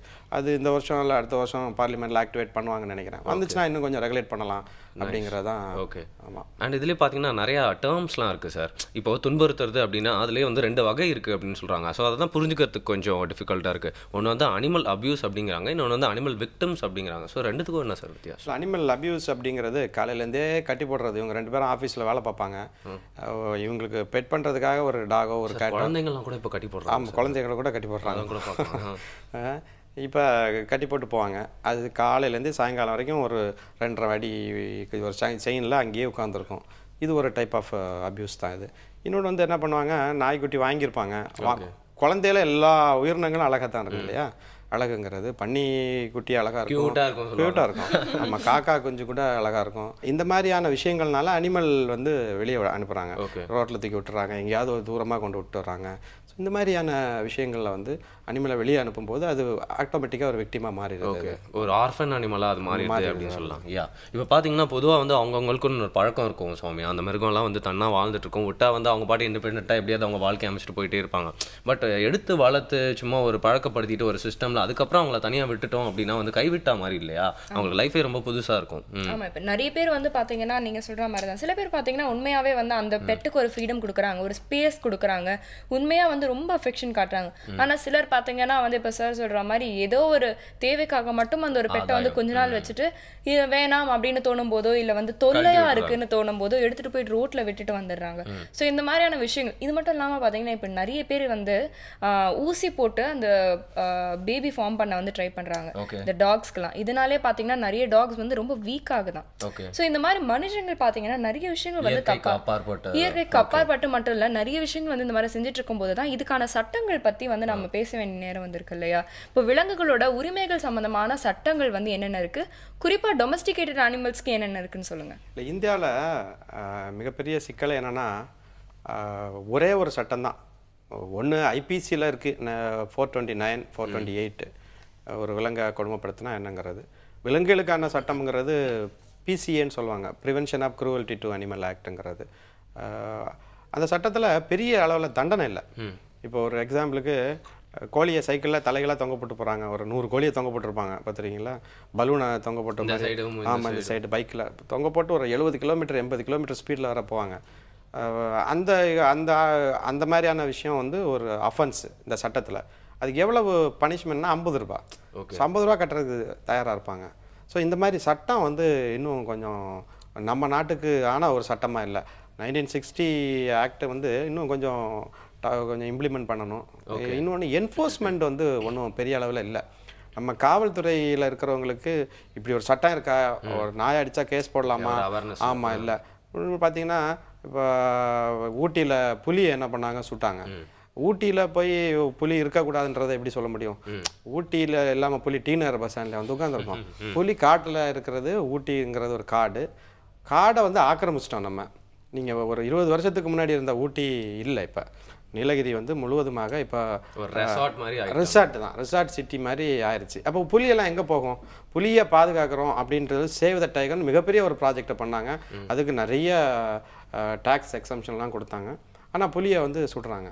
இதை நம்ம கேட்டோம்னா எங்களுக்கு இது மேலிட உத்தரவு அப்படிங்கிறாங்க. ஸோ அப்போ என்ன மாதிரியான விலங்குகள் சட்டம் இருக்குன்னா ஒன்றுமே இல்லை. சட்டத்தை இவங்களாவே வச்சுக்கிறாங்க. இவங்களுக்காகவே ஒன்றும் இம்ப்ளிமெண்டேஷன் இல்லை, ஒன்றும் பெரிய அளவில் இல்லை. ஓகே, பொதுவாக பார்த்தீங்கன்னா வந்து இந்த எல்லாமே நம்மளுக்கு கிடைக்கிற தகவல்லாம் வந்து ஃபுல் அண்ட் ஃபுல் ஆத்தென்டிக்காக கரெக்டாக இருக்கா அப்படின்னு சொல்ல முடியாது. ஏன்னா எல்லாத்துலேயும் ஒரு சந்தேகம் இருக்கிறதும் ஒரு நியாயமான விஷயம் அப்படின்னு சொல்லலாம். ஏன்னா இந்த படங்கள்லாம் பார்த்தீங்கன்னா வந்து சிஜி யூஸ் பண்ணுறேன் அப்படின்னு சொல்கிறாங்க. அனிமல் ரைட்ஸ் இருக்குது, அதனால் சிஜி தான் யூஸ் பண்ணோம், எந்த விலங்குகளையும் நம்ம துன்புறுத்தலை அப்படின்னு சொல்கிறாங்க. ஆனால் என்ன கேள்விப்படுறோம் அங்கங்கே சொல்கிறாங்க அப்படின்னு பார்த்தீங்கன்னா வந்து அனிமல்ஸே யூஸ் பண்ணிட்டு அதுக்கப்புறம் சிஜி அப்படின்னு சர்டிஃபிகேட் வாங்கிக்கிறாங்க, அப்புறம் அந்த டிஸ்க்ளைமர் வேறு போட்டுறாங்க அப்படின்னு சொல்லிட்டு சொல்கிறாங்க. எந்த அளவுக்கு உண்மைன்னு தெரியல. ஸோ பொதுவாக என்டர்டைன்மெண்ட் இண்டஸ்ட்ரி அப்படின்னு வந்துச்சுனாலே அனிமல்ஸோட பங்கு என்ன, அதில் என்னென்ன விஷயங்கள்லாம் பண்ணக்கூடாது அப்படிங்கிறது இருக்குது சார். என்டர்டைன்மெண்ட் இண்டஸ்ட்ரி வந்து இந்த சர்க்கஸுங்கிறது ஒரு மிகப்பெரிய ரோல் என்டர்டைன்மெண்ட் இண்டஸ்ட்ரியில். அங்கே என்னென்னா ஒரு யானையை வச்சுருப்பாங்க. அது யானை 20 வயசு 22 வயசு இந்த மாதிரி இருக்கும். அது காலில் வந்து ஒரு சங்கிலியை போட்டு கட்டி போட்டு இறுக்கமாக போட்டு அந்த இடம் ஃபுல்லாக புண்ணாக இருக்கும். இவங்ககிட்ட ப்ராப்பர் வெட்டினரியன் இருக்காது, இவங்களுக்கே உணவு இருக்காது. நீ சர்க்கஸ்லாம் அழிஞ்சு போகக்கூடிய ஒரு நிலமையில் இருக்குது. அதனால தான் என்ன சொல்கிறோம், என்டர்டெயின்மெண்ட் பண்ணும்போது நீங்கள் ஹியூமனை யூஸ் பண்ணிக்கோங்க. ஹியூமனுக்கான நிறைய விஷயங்கள் இருக்குது, அனிமலுக்காக இல்லை. டிரான்ஸ்போர்ட்டேஷனில் ப்ராப்ளம் வருது, டீஹைட்ரேஷன் வருது, இது மாதிரி நிறைய உயிரிழப்புகள் வருது. இன்னும் வந்து ட்ரைனிங் வந்துன்ற பேரில் சாட்டையால் அடிக்கிறது, கத்தியால் குத்துறது, ஊசியால் குத்துறது, இந்த மாதிரியான கொடுமைகள்லாம் பண்ணுறாங்க என்டர்டெயின்மெண்ட்டில். இப்போ சினிமா அப்படின்றத பொறுத்த வரைக்கும் பெரிய அளவில் கொடூரமாக இல்லைன்னா கூட சினிமா ஏன் என்டர்டெயின்மெண்ட் இண்டஸ்ட்ரியில் அனிமலை ஸ்டாப் பண்ணணுன்ற ரோலில் சினிமா இருக்குன்னா, விஷுவல் மீடியா பார்த்தீங்களா, அது என்ன தான் கிராஃபிக்ஸில் பண்ணாலும் மக்களுக்கு பதியும் போது இது ஒரு மாடை குத்தி உள்ளே எடுத்து வெளியே வர்றதுங்கிறது ஒரு நெசசிட்டியானன்றது தான். ஆமாம், தப்பில்லை, செய்யலாம் போல இருக்குது. நான் வந்து ஒரு மாடை வந்து அப்படியே நிற்க வச்சு ஒரு ஜோசியத்துக்காக இல்லை நரபலி கொடுக்குறது அப்படிங்கிறதெல்லாம் கிராஃபிக்ஸில் எடுத்தால் கூட தவறு தான். அது இல்லாமல் ஒரு கதை எழுதலாமே, எந்த உயிரினத்தையும் பாதிக்காமல். இப்போ ஒரு மனிதனை வந்து கையை வெட்டி இடது கையை வெட்டி வலது கையில் கொடுக்குற மாதிரி ஒரு சீன் வைக்க முடியுமா? வைக்க முடியாது இல்லையா? அப்போ விலங்குகளுக்கும் அதுதான், அந்த மாதிரி தான். என்ன தான் கிராஃபிக்ஸில் இருந்தாலும் இல்லை கிராஃபிக்ஸ் இல்லைனாலும் ரியலாக இருந்தால் கூட அது அக்செப்டபிள் இல்லை. ஏன்னா விலங்குகளுக்கு அதுக்கு பிடிக்காத ஒரு விஷயத்தை தானே செய்ய வைக்கிறான். கரெக்ட். அப்படிங்கிறது இவர் சொல்கிற மாதிரி பார்த்தீங்கன்னா ஒரு சர்க்கஸில் வேலை செய்கிற ஹியூமனுக்கு அந்த வேலை பிடிக்கல அப்படின்னா வந்து எனக்கு இது வேணான்னு சொல்லிட்டு போகிறதுக்கு இல்லை வேறு வேலைக்கு அங்கேருந்து போகிறதுக்கு வந்து ஒரு ரைட்ஸ் இருக்குது. அது இயல்பாக நடக்கக்கூடிய ஒரு சாத்தியம் இருக்குது. பட் ஒரு அனிமலுக்கு அப்படி இல்லை இல்லையா? கண்டிப்பாக. ஸோ அதால் பேச முடியாதுன்ற ஒரே காரணத்துக்காக வந்து நாம் அதோட சுதந்திரத்தை வந்து தட்டி பறிக்கிற மாதிரி இருக்கக்கூடாது இல்லையா? ஸோ இந்த விஷயங்கள்லாம் பேசும்போது ஸ்லாட்டரிங் ஆஃப் அனிமல்ஸ் பற்றியும் நம்ம பேசி ஆகணும்னு நினைக்கிறேன். ஏன்னா எனக்கு வந்து பார்த்தீங்கன்னா வந்து நிறைய பேர் வந்து இல்லை நான் லெதர் யூஸ் பண்ண மாட்டேன். இப்போ வீகன்ஸ் அவங்க எடுத்துக்கிட்டிங்கன்னா கூட வந்து கிட்டத்தட்ட இந்த கேட்டகரி தான் இல்லையா? அவங்க அனிமல் ப்ராடக்ட்ஸ் எந்த ஒரு பை ப்ராடக்ட் கூட யூஸ் பண்ண மாட்டோம் அந்த மாதிரியான ஒரு மென்டாலிட்டியில் இருக்கிறவங்க. இப்போ ஜென்ரலாக பார்த்தீங்கன்னா வீகன்ஸ் தவிர்த்து நார்மல் மக்கள் கூட வந்து நான் வந்து மீட் வந்து சாப்பிட மாட்டேன், லெதர் பேக்ஸ் யூஸ் பண்ண மாட்டேன்னு இருக்காங்க. ஆனால் அதையும் தாண்டி இன்னைக்கு இந்த லெதர் பிஸ்னஸ் அப்படிங்கிறது வந்து ஒரு பெரிய பிஸ்னஸாக வந்து இருக்கு இல்லையா? இப்போ வந்து நம்ம நார்மலாக யூஸ் பண்ணுற ஒரு ஹேண்ட்பேக்கை கூட வந்து பார்த்தீங்கன்னா வந்து அந்த அனிமல் லெதர்லேருந்து தான் எடுக்கிறாங்க, ஃபர் எடுக்கிறாங்க. அது மட்டும் இல்லாமல் சாப்பாடுக்காக கூட வந்து நிறைய அனிமல்ஸ் வந்து கொள்றாங்க. ஸோ இதை பற்றி கொஞ்சம் சொல்லுங்கள். இதுக்கான ரைட்ஸ், இதுக்கான சட்டங்கள் நம்ம நாட்டில் ஏதாவது இருக்கா? ஸ்லாட்டரிங் அனிமல்ங்கிறது ஒன்று ஃபுட் அனிமல், ஃபுட்டுக்காக ஸ்லாட்டர் பண்ணக்கூடியது. இன்னொன்று வந்து இந்த மாதிரியான ப்ராடக்ட்டுக்காக. ஆமாம், ரிச்சுவலாக பண்ணுறதும் ஓகே, அந்த மாதிரியும் இருக்குது. இந்த மாதிரி வெரைட்டிஸ் இருக்குது. இப்போ நம்ம ஊரில் நம்ம ஒன்றும் இல்லை, ஒரு ஸ்பென்சர் பிளாஸாவில் போய் நான் ஒரு மாதத்துக்கு முன்னாடி ஒரு லெதர் இல்லாமல் ஒரு பர்ஸு கொடுங்கன்னா எல்லா கடையிலையுமே லெதர் தான் இருக்குது. இன்றைக்கி வரைக்கும் வாங்கலை, கிழிஞ்சு போய் தான் வச்சுருக்கிறேன். ஸோ ஆல்டர்னேட் இருக்குது நிறைய இடத்துல, ஆனால் அதை இங்கே கொண்டு வரல, வியாபாரப்படுத்தலை. ஏன்னா இப்போ ஃபோர்ஸ் பண்ணுறாங்க லெதர் ப்ராடக்ட் தான் இது பண்ணுங்கன்னு. இன்னொன்று லெதர் இண்டஸ்ட்ரிங்கிறது மிகப்பெரிய இண்டஸ்ட்ரி இந்தியாவில். இந்த இண்டஸ்ட்ரியை யார் ஹெட் பண்ணுறாங்கன்னா ஒரு பெரிய பொலிட்டீஷியன் தான் பண்ணுறாங்க. ஸோ அதனால் அவங்க வந்து ஸ்லாட்டரிங் பற்றி ஒரு பெரிய சட்டத்தை போடுவாங்களான்றதெல்லாம் ஒரு பெரிய கேள்வி தான். ஆமாம், நீ கேரளாவிலேருந்து ப்ராடக்ட் எல்லாமே போகுது, அதனுடைய தோல் போகுது, வேலூர்லேருந்து போகுது, இன்றைக்கி எல்லா இடங்கள்லேருந்து ஏறக்குறைய சவுத் இந்தியாவிலேருந்து நிறைய இடத்துல போகுது.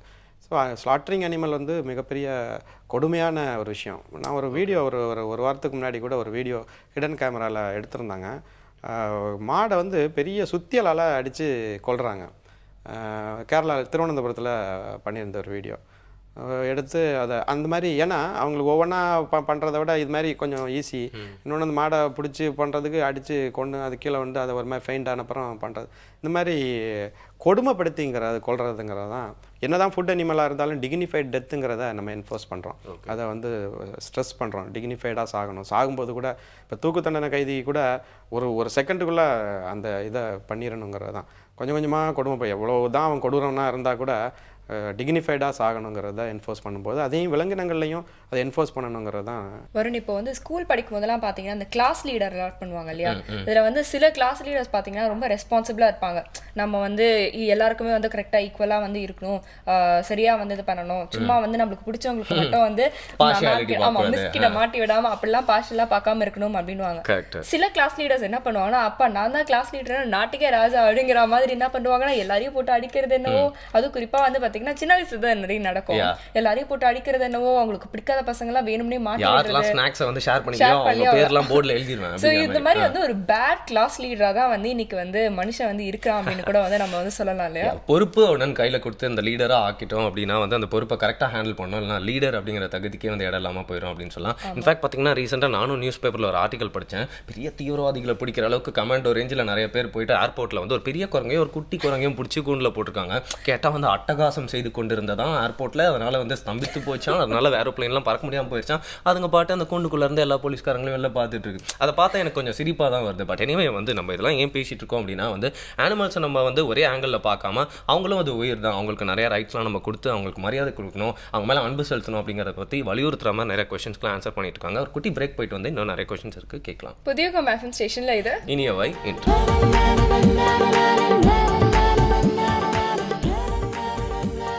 வெல்கம் பேக் புதிய எஃப்எம் ஸ்டேஷனில் இனியவான நிகழ்ச்சியை கேட்டு என்ஜாய் பண்ணிருக்கீங்க. ஜஸ்டிஸ் ஃபார் அனிமல்ஸ் வீக் அப்படிங்கிற ஒரு சூப்பரான நாளில் நம்ம பேசிட்டு இருக்கோம். இன்னைக்கு வந்து நிறைய விஷயங்கள் அதை பற்றி தெரிஞ்சிட்டு இருக்கோம். ஜெரால் சார் நம்ம கிட்ட நிறைய கேள்விகளுக்கு வந்து பதில் சொல்லிட்டு இருக்காரு. நம்ம பேசிட்டு இருக்கப்போ எனக்கு என்ன விஷயம் ஞாபகம் வருது அப்படின்னு பார்த்தீங்கன்னா, ஒரு ஊரில் என்ன பண்ணிட்டாங்களாம், ஒரு வெள்ளை பூனையா, வெள்ளையும் எல்லவும் கலந்த மாதிரி பூனையை ஒரு மார்க்கர் எடுத்து பிளாக் கோடாக போட்டுட்டு இருக்காங்க. ஸோ அது டைகர் மாதிரி மாற்றிட்டாங்க. ஸோ தூரத்தில் வந்து அந்த பூனையை பார்க்குறப்போ என்ன ஆயிடுச்சு, புலி இருக்குது அப்படின்னு சொல்லிட்டு ஒரு கேஸ் வேறு கிரியேட் பண்ண ஆரம்பிச்சிட்டாங்க. சும்மா விளையாட்டுக்கு கல் எடுத்து அடிக்கிறது அப்படிங்கிற மாதிரி. ஸோ இப்போ வந்து இது ஒரு எக்ஸாம்பிளாக நடக்கிற விஷயம். இப்போ பார்த்துக்கோங்க எப்படிலாம் யோசிச்சு வந்து அனிமல்ஸை துன்புறுத்திட்டு இருக்காங்க மனிதர்கள் அப்படின்னு சொல்லிட்டு. அப்போ வந்து ஒரு விளையாட்டு பொருளாக வந்து அப்போ இயற்கையை வந்து மனிதன் பார்க்க ஆரம்பிச்சிட்டானா அப்படிங்கிற ஒரு கேள்வி கூட வந்து வருது இல்லையா? ஸோ இதெல்லாம் கூடாது அப்படிங்கிற மாதிரி ஒரு ஆங்கிளில் ஒரு பெர்ஸ்பெக்டிவ்ல ஜெரால் சார் பேசிக்கிட்டு இருக்காரு. தொடர்ந்து பேசலாம். இந்த பெட் ஷாப்ஸ் எல்லாம் வந்து அங்கே நிறைய அனிமல் ரைட்ஸ்லாம் வந்து பறிக்கப்படுது அப்படின்னு சொல்கிறாங்க. ஃபார் எக்ஸாம்பிள் நான் பர்சனலாக பார்த்தேன் ஒரு பெட் ஷாப்பில் இந்த பர்ஷியன் கேட்ஸ் அப்படின்னு சொல்லுவாங்க. 2 கிட்டன்ஸ் வந்து ஒரு குட்டி கேஜில் அடைக்கப்பட்டிருக்கு. அதை என்ன தான் தொட்டாலும் அதுக்கிட்ட விளையாடி இல்லை ஒரு உணவு கொடுத்தா கூட இந்த ரியாக்ஷனுமே இல்லாமல் ரொம்ப பிளான்ட்டாக இருக்குது. ஸோ பார்க்கறதுக்கே தெரியுது ரொம்ப வந்து நார்மலான ஹேபிட்டேட்டில் வந்து ரொம்ப டிப்ரெஸ்டான ஒரு சிச்சுவேஷனில் அதை வச்சிருக்காங்க அப்படின்னு சொல்லிட்டு. இது மாதிரி இன்னும் நிறைய விஷயங்கள் நடக்கலாம். அதெல்லாம் வந்து நீங்கள் பார்த்துருக்கிறது கூட ஒரு வாய்ப்பு இருக்குது. ஆமாம். ஸோ இந்த உயிரினங்களை பார்த்தீங்கன்னா இந்த பிஸ்னஸ் அப்படிங்கிற ஒரு விஷயத்துக்குள்ளே வந்து வரும்போது வந்து நிறைய உரிமை மீறல்கள் கூட நடக்குது பெட் ஷாப்பில் குறிப்பாக அப்படின்னு சொல்கிறாங்க. அந்த மாதிரி சில விஷயங்கள் எங்ககிட்ட கொஞ்சம் நீங்கள் சொல்லுங்கள். அதான் அந்த பெட் ஷாப்பை ரெகுலேட் பண்ணக்கூடிய ஆக்ட் 2011 வந்து இன்னும் டிராஃப்டோடயே இருக்குது. அது அந்த பொலிட்டிக்கல் ஒரு சில ஃப்ளக்சுவேஷன்ஸ்னால இம்ப்ளிமெண்ட் பண்ணலை. இன்னொன்று வந்து பெட் ஷாப் யார் வேணாலும் கார்பரேஷன்லையோ அல்லது ஒரு பஞ்சாயத்துலையோ லைசன்ஸ் வாங்கி யார் வேணாலும் பண்ணிக்கலாம். ஒரு ஷாப் மாதிரி தான், அது ஒரு ட்ரேட் மாதிரி ஆயிடுச்சு. ட்ரேடுங்கிறது ஒரு உயிரினத்தை விற்கிறது, ஒரு ட்ரேடுங்கிறத ஒரு கேவலமான ஒரு விஷயமா நான் பார்க்குறேன். ஸோ அதே மாதிரி தான் இன்னொன்று வந்து பார்த்தீங்கன்னா மதர் ஃபீடை வந்து எடுத்துடுறாங்க. ஒரு 15-20 நாளில் அந்த குழந்தைய எடுத்துகிட்டு வந்துட்டு ஒரு கேஜுக்குள்ளே வச்சுக்கிட்டு சைக்கலாஜிக்கலாக அது ரொம்ப அஃபெக்ட் ஆகிரும். அனிமல் பிஹேவியர் அந்த வியூவில் பார்க்கும்போது ரொம்ப அஃபெக்ட் ஆகி அது அமைதியாகவே உட்காந்து அது யூரின் அங்கே தான், மோஷன் அங்கே தான், எல்லாமே அந்த. இன்னொன்று வந்து நிறைய பேர் வந்து ஏசியே கிடையாது. அது ஒரு நார்மல் அம்மா கூட இருக்கக்கூடிய ஹீட்டுங்கிறது வேறு, ரோட்டில் இருக்கக்கூடிய ஹீட்டுங்கிறது வேறு. பெட் ஷாப்பே ஒரு 200 ஸ்கொயர் ஃபீட் இடத்துல ஒரு 10 நாய், ஒரு 50 ஸ்பிஞ்சஸ், இந்த மாதிரியான மீன் எல்லாத்தையும் வச்சுக்கிட்டு, இது இல்லாமல் அங்கே ஹீட் ப்ரொடியூஸ் பண்ணக்கூடிய மற்ற இதையும் வச்சு மனுஷன் ஒரு 5 பேர், எல்லாருடைய அந்த பொல்யூஷனும் சேர்ந்து தான் அந்த குழந்தைகள் தானே, சின்ன குழந்தைகள். ஸோ அதனால் பல விதமான வியாதிகள் வரும். ஸோ இதை என்ன பண்ணுறாங்க, ப்ரீட் பண்ணுறாங்க. இதை ப்ரீட் பண்ணும்போது காது கேட்காத நாய் அதிகமாகுது, கண்ணு தெரியாத நாய் அதிகமாகுது. ஸோ அதனால தான் இந்த ஒரு கவர்மெண்ட்டு ப்ரீடிங் சென்டரையே க்ளோஸ் பண்ணுது. ஸோ இந்த மாதிரி இருக்கும்போது பெட் ஷாப்பை ரெகுலேட் பண்ணணும். ஒவ்வொரு கார்பரேஷனும் ஒவ்வொரு அந்தந்த டிஸ்ட்ரிக்ட் அத்தாரிட்டிஸ் தான் ஆக்ஷன் எடுக்கணும். ஓகே. ஸோ இந்த ரைட்ஸ் வயலண்ட் பண்ணுறது அப்படின்னு நீங்கள் சொன்னீங்க இல்லையா, அப்போ தான் எனக்கு இந்த ஒரு விஷயம் ஞாபகத்துக்கு வந்தது. இந்த ஃபேஷன் ஷோ பார்த்தீங்கன்னா இன்னைக்கு வந்து அது வந்து பெட் அனிமல்ஸ்க்கான ஒரு ஃபேஷன் ஷோவாக இருந்தாலும் மனிதர்களுக்கான ஃபேஷன் ஷோவாக இருந்தாலும் ரெண்டுத்துலையுமே பாதிக்கப்படுறது பார்த்தீங்கன்னா வந்து விலங்குகள் தான். ஏன்னா இன்னைக்கு வந்து அந்த ட்ரெஸ்ஸை வந்து ஒரு கிரியேட்டிவான ட்ரெஸ்ஸுக்காக பார்த்தீங்கன்னா எத்தனையோ ஆயிரக்கணக்கான அனிமல்ஸை வந்து துன்புறுத்துறாங்க. அந்த அனிமல்ஸோட ஃபர்ரெல்லாம் வந்து எடுக்கிறாங்க. ஆனால் அந்த ஒரே ஒரு நாள் ஷோக்காக அவங்க வந்து அதெல்லாம் செய்கிறாங்க அப்படின்ற மாதிரி வந்து கேள்விப்படுறாங்க. அதே மாதிரி பார்த்தீங்கன்னா வந்து இந்த டாக் ஷோலாம் நடக்குது. பெட் அனிமல்கான ஷோவில் கூட பார்த்தீங்கன்னா ட்ரைனிங்ன்ற பேரில் வந்து அந்த விலங்குகளை வந்து ரொம்பவே துன்புறுத்துறாங்க அப்படிங்கிற மாதிரி சொல்கிறாங்க. இது ரெண்டுத்தை பற்றியும் சொல்லுங்கள். அதான் டாக் ஷோஸ் வந்து இன்றைக்கி பெட் ஷாப் அதிகமாக டாக் ஷோவும் அதிகமாகும். ஆமாம், ரெண்டுமே ப்ரப்போர்ஷனேட் தான். டாக் ஷோ முன்னாடி வந்து ஒரு சில ஆர்கனைசேஷன் பண்ணிகிட்டு இருந்தாங்க. இப்போ நிறைய பேர் அந்தந்த ஊரில் திருவிழா மாதிரி டாக் ஷோவும் இப்போ சென்னையில் கூட ஒரு 15 நாளைக்கு முன்னாடி ஒன்று நடந்துச்சு. இந்த டாக் ஷோவில் நம்ம ஏன் அந்த டாக் ஷோவை வந்து அனிமலுக்கான ஒரு ப்ரெசன்டபிலிட்டியை கொண்டு வர்றதுக்கான ஒரு விஷயம் தானே அப்படிங்கிறத நிறைய பேர் ஜஸ்டிஃபை பண்ணுறாங்க. அது உண்மை தான், அதில் ஒன்றும் இல்லை. ஆனால் இந்த டாகை ட்ரெயின் பண்ணுறாங்க. இந்த ட்ரெயினர்ஸுக்கான இன்ஸ்டிடியூட் இங்கே எதுவுமே ரெகக்னைஸ்டு இன்ஸ்டிடியூஷன்ஸ் எதுவுமே இல்லை. இங்கே இருக்கிறது ஒரு வெட்டினரி காலேஜ். இந்த வெட்டினரி காலேஜில் வெட்டினரி டாக்டர்ஸை உருவாக்குறாங்க, அவ்வளோதான். ஆனால் யார் ட்ரெயின் பண்ணுறதுக்கு இவங்களுக்கு சர்டிஃபை பண்ணுறாங்கன்னா யாருமே இல்லை. எனக்கு சிட் அப்படின்னா உட்கார வைக்க தெரியும் அப்படின்னா நான் ஒரு ட்ரெயினர் ஆயிடுறேன். இந்த மாதிரியான ட்ரெயினர்ஸ் தான் இங்கே அதிகமாக இருக்கிறாங்க. ஸோ அதனால் அதனுடைய பிஹேவியரே தெரியாமல் எந்த விதமான பேசிக்கான ஒரு எஜுகேஷன் கூட இல்லாத இருக்கிறவங்களாம் ட்ரெயினர்ஸாக இருக்கிறாங்க. ஸோ அந்த மாதிரி ட்ரெயின் பண்ணவங்க டாகை ட்ரெயின் பண்ணுறேன்ற பேரில் அதனுடைய ஃபிசியாலஜி தெரியாமல் அதனுடைய சைக்காலஜி தெரியாமல் அந்த மாதிரி பண்ணுறதுனால இந்த ஷோஸ் எல்லாத்தையுமே இந்த ஷோஸுக்காக தான் ட்ரெயின் பண்ணுவாங்க. அதே மாதிரி நான் வந்து புறாவை கொண்டு போய் அங்கே கொண்டு விட்டு வரேன் அப்படின்ட்டு புறாவை ட்ரெயின் பண்ண வைக்கிறது, கையில் ஒரு வளையத்தை மாட்டி விடுறது, காதில் ஒரு வளையத்தை இந்த மாதிரியான விஷயங்கள்லாம் அதுக்கு எதுவுமே பிடிக்காத ஒரு விஷயத்த செஞ்சு விடுறது. மனிதனா நம்ம எதிர்த்துருவோம், தூக்கி வீசிடுவோம். அனிமலால் எதுவும் செய்ய முடியறது இல்லைங்கிறதுனால என்ஃபோர்ஸ் பண்ணி செய்ய வைக்கிறது. ஸோ இதெல்லாமே இந்த இண்டஸ்ட்ரி இது ஒரு இண்டஸ்ட்ரியாக என்னைக்கு மாறிச்சோ அன்னைக்கு இது ஒரு அனிமலுடைய குரூவல்ட்டியாக தான் அதை நம்ம பார்க்குறோம். ஒருத்தருக்கும் ஒரு ஒப்பீனியன் இருக்கும். உங்கள் ஒப்பீனியன் என்ன தெரிஞ்சுக்கலாம் தான் சார் நான் அப்படி கேட்டேன். ஓகே, ஸோ நான் இவ்வளோ நேரம் பார்த்தீங்கன்னா நம்ம வந்து டொமஸ்டிகேட் அனிமல்ஸ் பற்றி பேசிட்டு இருந்தோம். வைல்டு அனிமல்ஸ் பற்றியும் நம்ம வந்து கொஞ்சம் பேசணும் அப்படின்னு நினைக்கிறேன். ஏன்னா இன்னைக்கு வந்து பார்த்தீங்கன்னா வந்து இந்த ஃபாரஸ்ட் கிளியரன்ஸ் இதுவே வந்து ஒரு பெரிய உரிமை மீறல் அப்படின்னு கூட நம்ம வந்து சொல்லலாம். ஏன்னா வந்து அதோட ஹேபிட்டாட்டே நம்ம வந்து பார்த்தீங்கன்னா வந்து அழிச்சிக்கிட்டு இருக்கோம் அப்படின்னு சொன்னோம். அதே மாதிரி பார்த்தீங்கன்னா இன்னைக்கு வந்து ஒரு புலி வந்து எதுக்காக வந்து ஊருக்குள்ள வந்து இருக்கிற ஜனங்களெல்லாம் துன்புறுத்துதுன்னா அதுக்குள்ள வந்து அதுக்கான சாப்பாடு இல்லைன்றனால தான் அது வந்து வெளியே வருது. ஸோ அதோட சாப்பாட்டையும் சேர்த்து நாம் அழிச்சிட்டு இருக்கோம் அப்படிங்கிறது தான் வந்து இன்னைக்கு நிறைய பேர் வந்து பேசிட்டு இருக்காங்க. இதை பற்றின உங்களுடைய ஒப்பீனியன் சொல்லுங்கள். இப்போ குறிப்பாக ஒரு 2-3 வருஷத்தில் பார்த்தீங்கன்னா யானைகள் அட்டகாசம். இது எப்படின்னா யானை முக்கியமாக பார்த்தீங்கன்னா இந்த ரேஷன் கடையை மட்டும்தான் அடிக்குது, பார்த்துருக்கீங்களா? அந்த மாதிரி தான் எழுதுகிறாங்க. இது ஒரு மிகப்பெரிய ஒரு மோசடி. இது நான் இது ஆணித்தரமாக அதில் பதிவு பண்ணுறேன். யானை ஏன் ரேஷன் கடையை மட்டும் அடிக்குது? ஏன்னா எத்தனை மூட்டை அரிசி அடிச்சேன்னு இந்த யாருக்குமே தெரிய போகிறதில்ல. யானை முழுசாக அரிசி அடிச்சிருது, பறிப்பாடு அடிச்சுட்டு போயிடுது. ஏன்னா எவ்வளவு அரிசி அடிச்சுங்கிறது தெரியாது. யானை தூக்கிட்டு போயிடும், மூட்டையாக யானை தூக்கிட்டு போய் என்ன பண்ண போகுது? இது வந்து திட்டமிட்ட ஒரு செயல். இது இப்போ இன்சூரன்ஸ் கம்பெனிஸ் எல்லாம் என்ன பண்ணுவாங்க, ஏதாவது ஒரு 10 காரை காணோம், இந்த மாதிரி ஒட்டுமொத்தமான ஒரு எண்ணெய் கிணறு அழிச்சிடுறது, இந்த மாதிரியான விஷயம் தவிர இப்போ விலங்குகள் மேலே கொண்டு வந்துருக்குறாங்க. மனிதனுடைய இயலாமை பலவீனம், மனிதனுடைய ஒரு மோசமான ஒரு எண்ணம் யானை மேலே வச்சுருது. யானை வந்து உண்மையிலேயே ஒரு டீ கடை அடிக்கலும் இந்த மாதிரி செய்தி எங்கேயுமே பரவலாக பார்க்க முடியாது. ரேஷன் கடையை தான் குறிப்பாக தாக்குது. அங்கே அவ்வளோ அரிசி இருக்காது, சக்கரை இருக்காது, இதெல்லாமே என்ன பண்ணுவோம், உங்கள் வீடாக வச்சுருக்க யானை இல்லை. ஸோ இது யானை மேலே வந்து ஒரு திணிக்கப்பட்ட மனிதனுடைய ஒரு செயல் ஒன்று. வைல்டு லைஃப்பில் இப்போ பார்த்தீங்கன்னா புலிகளை பாதுகாப்போம் அப்படிங்கிறது ஒரு பெரிய. இப்போ இதில் நமக்கு சத்தியமங்கலத்தில் எத்தனை புலி இருக்குது அப்படின்னு ஒரு கேள்வி நீங்கள் தமிழக வனத்துறையில் கேட்டிங்கன்னா அங்கே ரெக்கார்டே வச்சுருக்க மாட்டாங்க. ஏன்னா அவங்க ரெக்கார்டு இருந்துச்சுன்னா நம்ம 25 புலி தான் இருக்குதுன்னு வச்சுக்கோமே, ரெக்கார்டு இருந்துச்சுன்னா அடுத்தது கேட்போம்ல 25 புலிக்கு இவ்வளோ பெரிய அமௌண்டா அப்படிங்கிறது. எனக்கு தெரிஞ்சு 15 லட்ச ரூபா இப்போ அலாட் பண்ணியிருக்கிறாங்க யானையை பாதுகாக்கிறது. என்ன பண்ணியிருக்கிறாங்கன்னு பார்த்தீங்கன்னா எந்த யானை பக்கமும் போகலை. இவங்க சென்னையில் உட்காந்துக்கிட்டு ஒரு 2 செமினார் போட்டிருக்காங்க. ஸோ இதுதான் யானையை பாதுகாக்கிறது. யானை இருக்கிற இடம் தானே இப்போ யானையை பாதுகாக்கணும். இப்போ சுனாமி வந்த இடத்துக்கு போனால் தானே சுனாமியில் இருக்கக்கூடிய மக்களை பாதுகாக்க முடியும். தியரிட்டிக்கலாக பேசுகிறாங்க, திட்டங்கள். ஆனால் இன்னொன்று என்னென்னா அரசு திட்டங்கள் அதிகமாக இருக்குது. முன்னாடி எப்படின்னா லஞ்சம் நம்ம நாட்டில் எப்படின்னா முன்னாடி வந்து அரசியல்வாதிகள்லாம் நிறைய லஞ்சம் வாங்குவாங்க. இப்போ பார்த்தீங்கன்னா அரசு அதிகாரிகள் அதிகமாக வாங்க ஆரம்பிச்சிட்டாங்க. நான் இந்த வனத்துறையில் குறிப்பாக என்கிட்ட நிறைய ஆதாரங்கள்லாம் இருக்குது, நீங்கள் கேட்டிங்கன்னா கூட கொடுத்துருவேன். என்னென்னா இந்த அதை பாதுகாக்கிறோம். இந்த இப்போ வந்து இந்த சீ டர்ட்டில் கன்சர்வேஷன் அப்படின்னு ஒன்று புதுசாக ஆரம்பிச்சிருங்க. அது நியூ ட்ரெண்ட் போல இருக்காது. அதாவது வந்து முட்டை போடும்போது அதை பார்த்து பின்னாடி செல்ஃபிலாம் எடுத்து போடுறாங்க. செல்ஃபி எடுக்கிறது, ராத்திரி போகிறேன்ற பேரில் இது பண்ணுறது, முட்டையை இவனே உடச்சிக்கிட்டு இருக்கிறான், இந்த மாதிரி பண்ணுறது. இதுக்கான அலாட் பண்ணக்கூடிய அமௌண்ட் பார்த்திங்கன்னா ஒரு டர்ட்டில் பாதுகாக்கிறது பல லட்ச ரூபா அலாட் பண்ணுவாங்க போல இருக்கு. அதாவது வந்து அழுக்காயிருச்சு, சுத்தமெல்லாம் போயிடுச்சு, அதை பாதுகாக்கலை.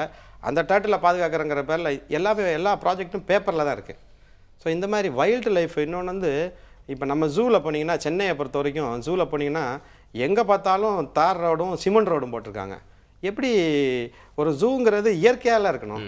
தார் ரோட ஒன்றும் இல்லை. இதில் ஹிடனாக என்ன இருக்குன்னா, கொஞ்சம் காசு இருக்குது, அந்த காசை எப்படி செலவு பண்ணுறது அப்படிங்கிற ஒரு திட்டம் தான். ஜூக்குள்ளே சிமெண்ட் ரோடே இருக்கக்கூடாது, ஜூக்குள்ளே தார் ரோடே இருக்கக்கூடாது, இயற்கையாகவே இருக்கணும் ஜூ. அப்போ தானே பல உயிரினங்கள் வரும், காக்கா வரும், பல குருவிகள் வரும், எல்லாமே வரும். இந்த ஃப்ளமிங்கோஸ் எல்லாம் பாதுகாக்கிறதுக்கான எந்த விதமான திட்டமும் கிடையாது. ஸோ வைல்ட் லைஃப்பை பொறுத்த வரைக்கும் எவ்வளவோ வைல்ட் லைஃபோட இடம் அழிஞ்சிக்கிட்டு இருக்குது. இந்த ஐஐடியை பார்த்திங்கன்னா, ஐஐடிக்குள்ளே புதுசாக பில்டிங் கட்டுறாங்க, அங்கே மானெல்லாம் அழிஞ்சிக்கிட்டு இருக்குது. ஐஐடிக்குள்ளே அவ்வளோ எவ்வளவோ டெக்னாலஜி வந்துருச்சு. ஐஐடி பழைய விஷயத்தை தான் வச்சுக்கணுமா என்ன? ஸோ இந்த மாதிரியான விஷயங்களை இது பண்ணுறது. இன்னொன்று வந்து லைவ் பேட், அதாவது எப்படின்னா ஒரு புலியை பிடிக்கிறதுக்கு ஒரு ஆடை கொண்டு வைக்கிறது. நான் இப்போ ஒரு ஃபாரஸ்ட் ஏரியாவில் ஒரு இடத்துக்கு போயிருந்தேன். அங்கே ஒருத்தர் யானையை பாதுகாக்கிறேங்கிற பேரில் என்ன பண்ணுறாரு, டயரை கொளுத்துறாரு. டயரையே எரிக்கக்கூடாது, டயர் ப்ராடக்ட்ஸ் அந்த இது இல்லையா, அதை எரித்து ஆமாம் இது பண்ணக்கூடாது, அதை எரித்து யானை மேலே தூக்கி போடுறாரு. இது ஒரு காட்டுக்குள்ளே. இவர் வந்து வன பாதுகாவலருங்கிறாரு. ஒரு பெரிய டார்ச் லைட் வச்சுருக்கிறாரு, அந்த டார்ச் லைட்டால் அங்கே இருக்கக்கூடிய நாயை அடிக்கிறாரு. ஸோ ஒரு பேசிக்காக ஒரு சிஸ்டமே இல்லை. இப்போ முடி வெட்டுறவர்ன்றவர் முடி வெட்ட தெரிஞ்சவர் தான் வெட்டணும், ஒரு டீ போடுறவருங்கிறது டீ தெரிஞ்சவர் தான் போடணும் இல்லையா? இந்த மாதிரி ஒவ்வொருத்தருக்கும் அந்தந்த தொழில் தெரிஞ்சவங்க தான். அங்கே ஃபாரஸ்ட்டில் கார்டுங்கிறவர் சம்மந்தம் இல்லாத ஒரு ஆளாக இருக்கிறார். ஸோ இவங்க அப்பாயின்மெண்ட்டும் சரியில்லை, ஒரு பேசிக்கான இன்ஃப்ராஸ்ட்ரக்சரும் கிடையாது. இன்னொன்று வந்து ஃபண்டு நிறைய அலாட் பண்ணுறாங்க, இது யாருமே கேட்குறதில்ல. மீடியாவும் என்னென்னா ஒட்டுமொத்தமாக எழுதிடுறாங்களே தவிர, யானை வந்துச்சு, யானையோட பாதைகள்லாம் அழிச்சிட்டாங்க. யானையோடைய குணம் என்னென்னா ஒரு இடத்துல வழியாக போகும், அதே இடத்து வழியாக தான் திரும்ப வரும். புதுசாக ஏதாவது ஒன்று கண்டுபிடிப்போன்றதெல்லாம் எனக்கு தேவையில்லாத விஷயமும் கூட, அவ்வளோ பெரிய காட்டுக்குள்ளே. ஆனால் இவங்க அந்த இடத்துல இப்போ ஒரு மாதத்துக்கு முன்னாடி யானை கைரடாருக்குள்ளே யாராவது நிலம் அந்த வீடு வச்சுருந்தா வைக்கக்கூடாதுங்கிற ஒரு ஆஃபீஸரே வீடு கட்டி வச்சுருக்காரு. ஆமாம், இது ஒரு பேப்பரில் வந்துச்சு. நான் அதுக்கான ஒரு ஸ்டேட்மெண்ட் இது பண்ணக்கூடாது, அவரை இது பண்ணணும். ஒன்றும் இல்லை சட்டம், ஏன்னா அவர் தானே ஹையர் அத்தாரிட்டி, அவர் தானே இது பண்ணணும். ஸோ செய்கிறதில்ல. ஸோ இந்த மாதிரியான காடுகளை வந்து அழிக்கக்கூடிய திட்டம் நம்ம எல்லாமே தைரியமாக தெளிவாக வச்சுருக்கிறாங்க அரசாங்கம். ஓகே, இன்றைக்கி நம்ம பார்த்தது வந்து ஜஸ்டிஸ் ஃபார் அனிமல்ஸ் வீக் அப்படிங்கிறது. அதில் எந்தெந்த ஆங்கிள்லேருந்து எந்தெந்த மாதிரி பிரச்சனைகள்லாம் வந்து நிறைய பேருக்கு தெரியல, ரொம்ப ஃபேமஸான பிரச்சனைகளை பற்றி மட்டும் பேசாமல் நிறைய பேருக்கு தெரியாத நிறைய விஷயங்கள் பற்றி கூட எடுத்து பேசணும். ஸோ நீங்கள் நிறைய விஷயங்களுக்கு வந்து பதில் சொன்னதுலேருந்து என்ன தெரியுது அப்படின்னு பார்த்தீங்கன்னா, என்ன சட்டங்கள் ஆக்ஷன்ஸ்லாம் வந்து எவ்வளோ பேர் எடுத்தாலும் வந்து இங்கேருந்து மாற்றம் ஏற்பட்டால் தான் அந்த ஐடியாலஜியே மாறணும், பிரின்சிபலே மாறணும் அப்படிங்கிறது தான் வந்து இதில் தெரியுது இல்லையா? கரெக்ட். எப்பயுமே வந்து பார்த்தீங்கன்னா வந்து ஒரு கம்பேனியனாக வந்து பார்க்கணும் அப்படிங்கிறது தான் வந்து என்னோட சின்ன கருத்து. கம்பேனியன் அப்படிங்கறத தாண்டி வந்து இன்னும் அடிமட்டத்தில் இருக்கிற ஒரு விஷயம் அப்படிங்கிற மாதிரி வந்து நேச்சரை மனிதன் வந்து பார்க்க ஆரம்பிச்சான். ஸோ இந்த ஒரு எண்ணம் வந்து மாறலைன்னா அழிவு வந்து மனிதனுக்கு தான் அப்படிங்கிறது வந்து எல்லா இயற்கை ஆர்வலர்களும் வந்து சொல்லிட்டு இருக்காங்க இல்லையா? என்னதான் சட்டத்தை போட்டு அன்பை வர வைக்க முடியாது, தானா வந்து வரணும் அப்படிங்கிறது வந்து நீங்க சொன்ன பதில்கள் மூலியமா புரிஞ்சது. ஜஸ்டிஸ் ஃபார் அனிமல்ஸ் வீக் அப்படிங்கிற நாளில் வந்து எங்களுக்கு இவ்வளோ விஷயங்கள் எங்களோட கேள்விகளுக்கெல்லாம் வந்து ரொம்ப சுவாரஸ்யமாகவும் எல்லாம் புரியுற மாதிரி நிறைய விஷயங்களை ரிவீல் பண்ணதுக்காக தேங்க்யூ ஸோ மச். ரொம்ப நன்றி சார். தொடர்ந்து நிறைய விஷயங்கள் நம்ம நிகழ்ச்சியில் பார்க்கலாம். புதியோகம் FM ஸ்டேஷன்ல இது இனிய வைப் என்று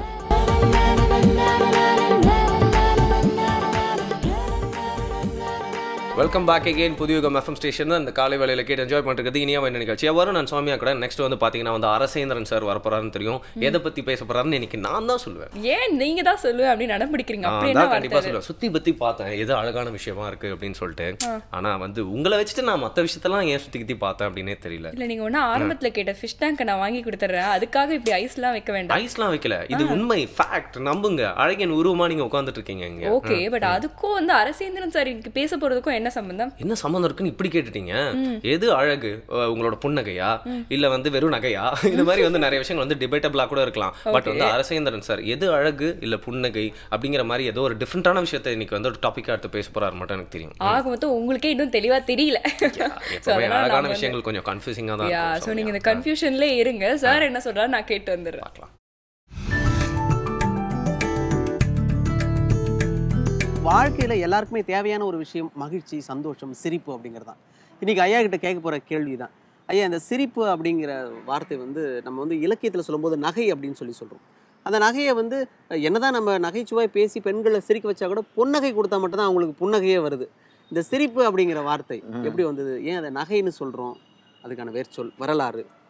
சிரிப்பு என்று ஒரு அருமையான திரைப்பட பாடல் கலைவாணர் NS கிருஷ்ணன் பாடினதை கேட்டிருப்பீங்க. சிரிப்பு சிரிப்பு என்று பல வகையான சிரிப்புகள் இல்லைங்களா?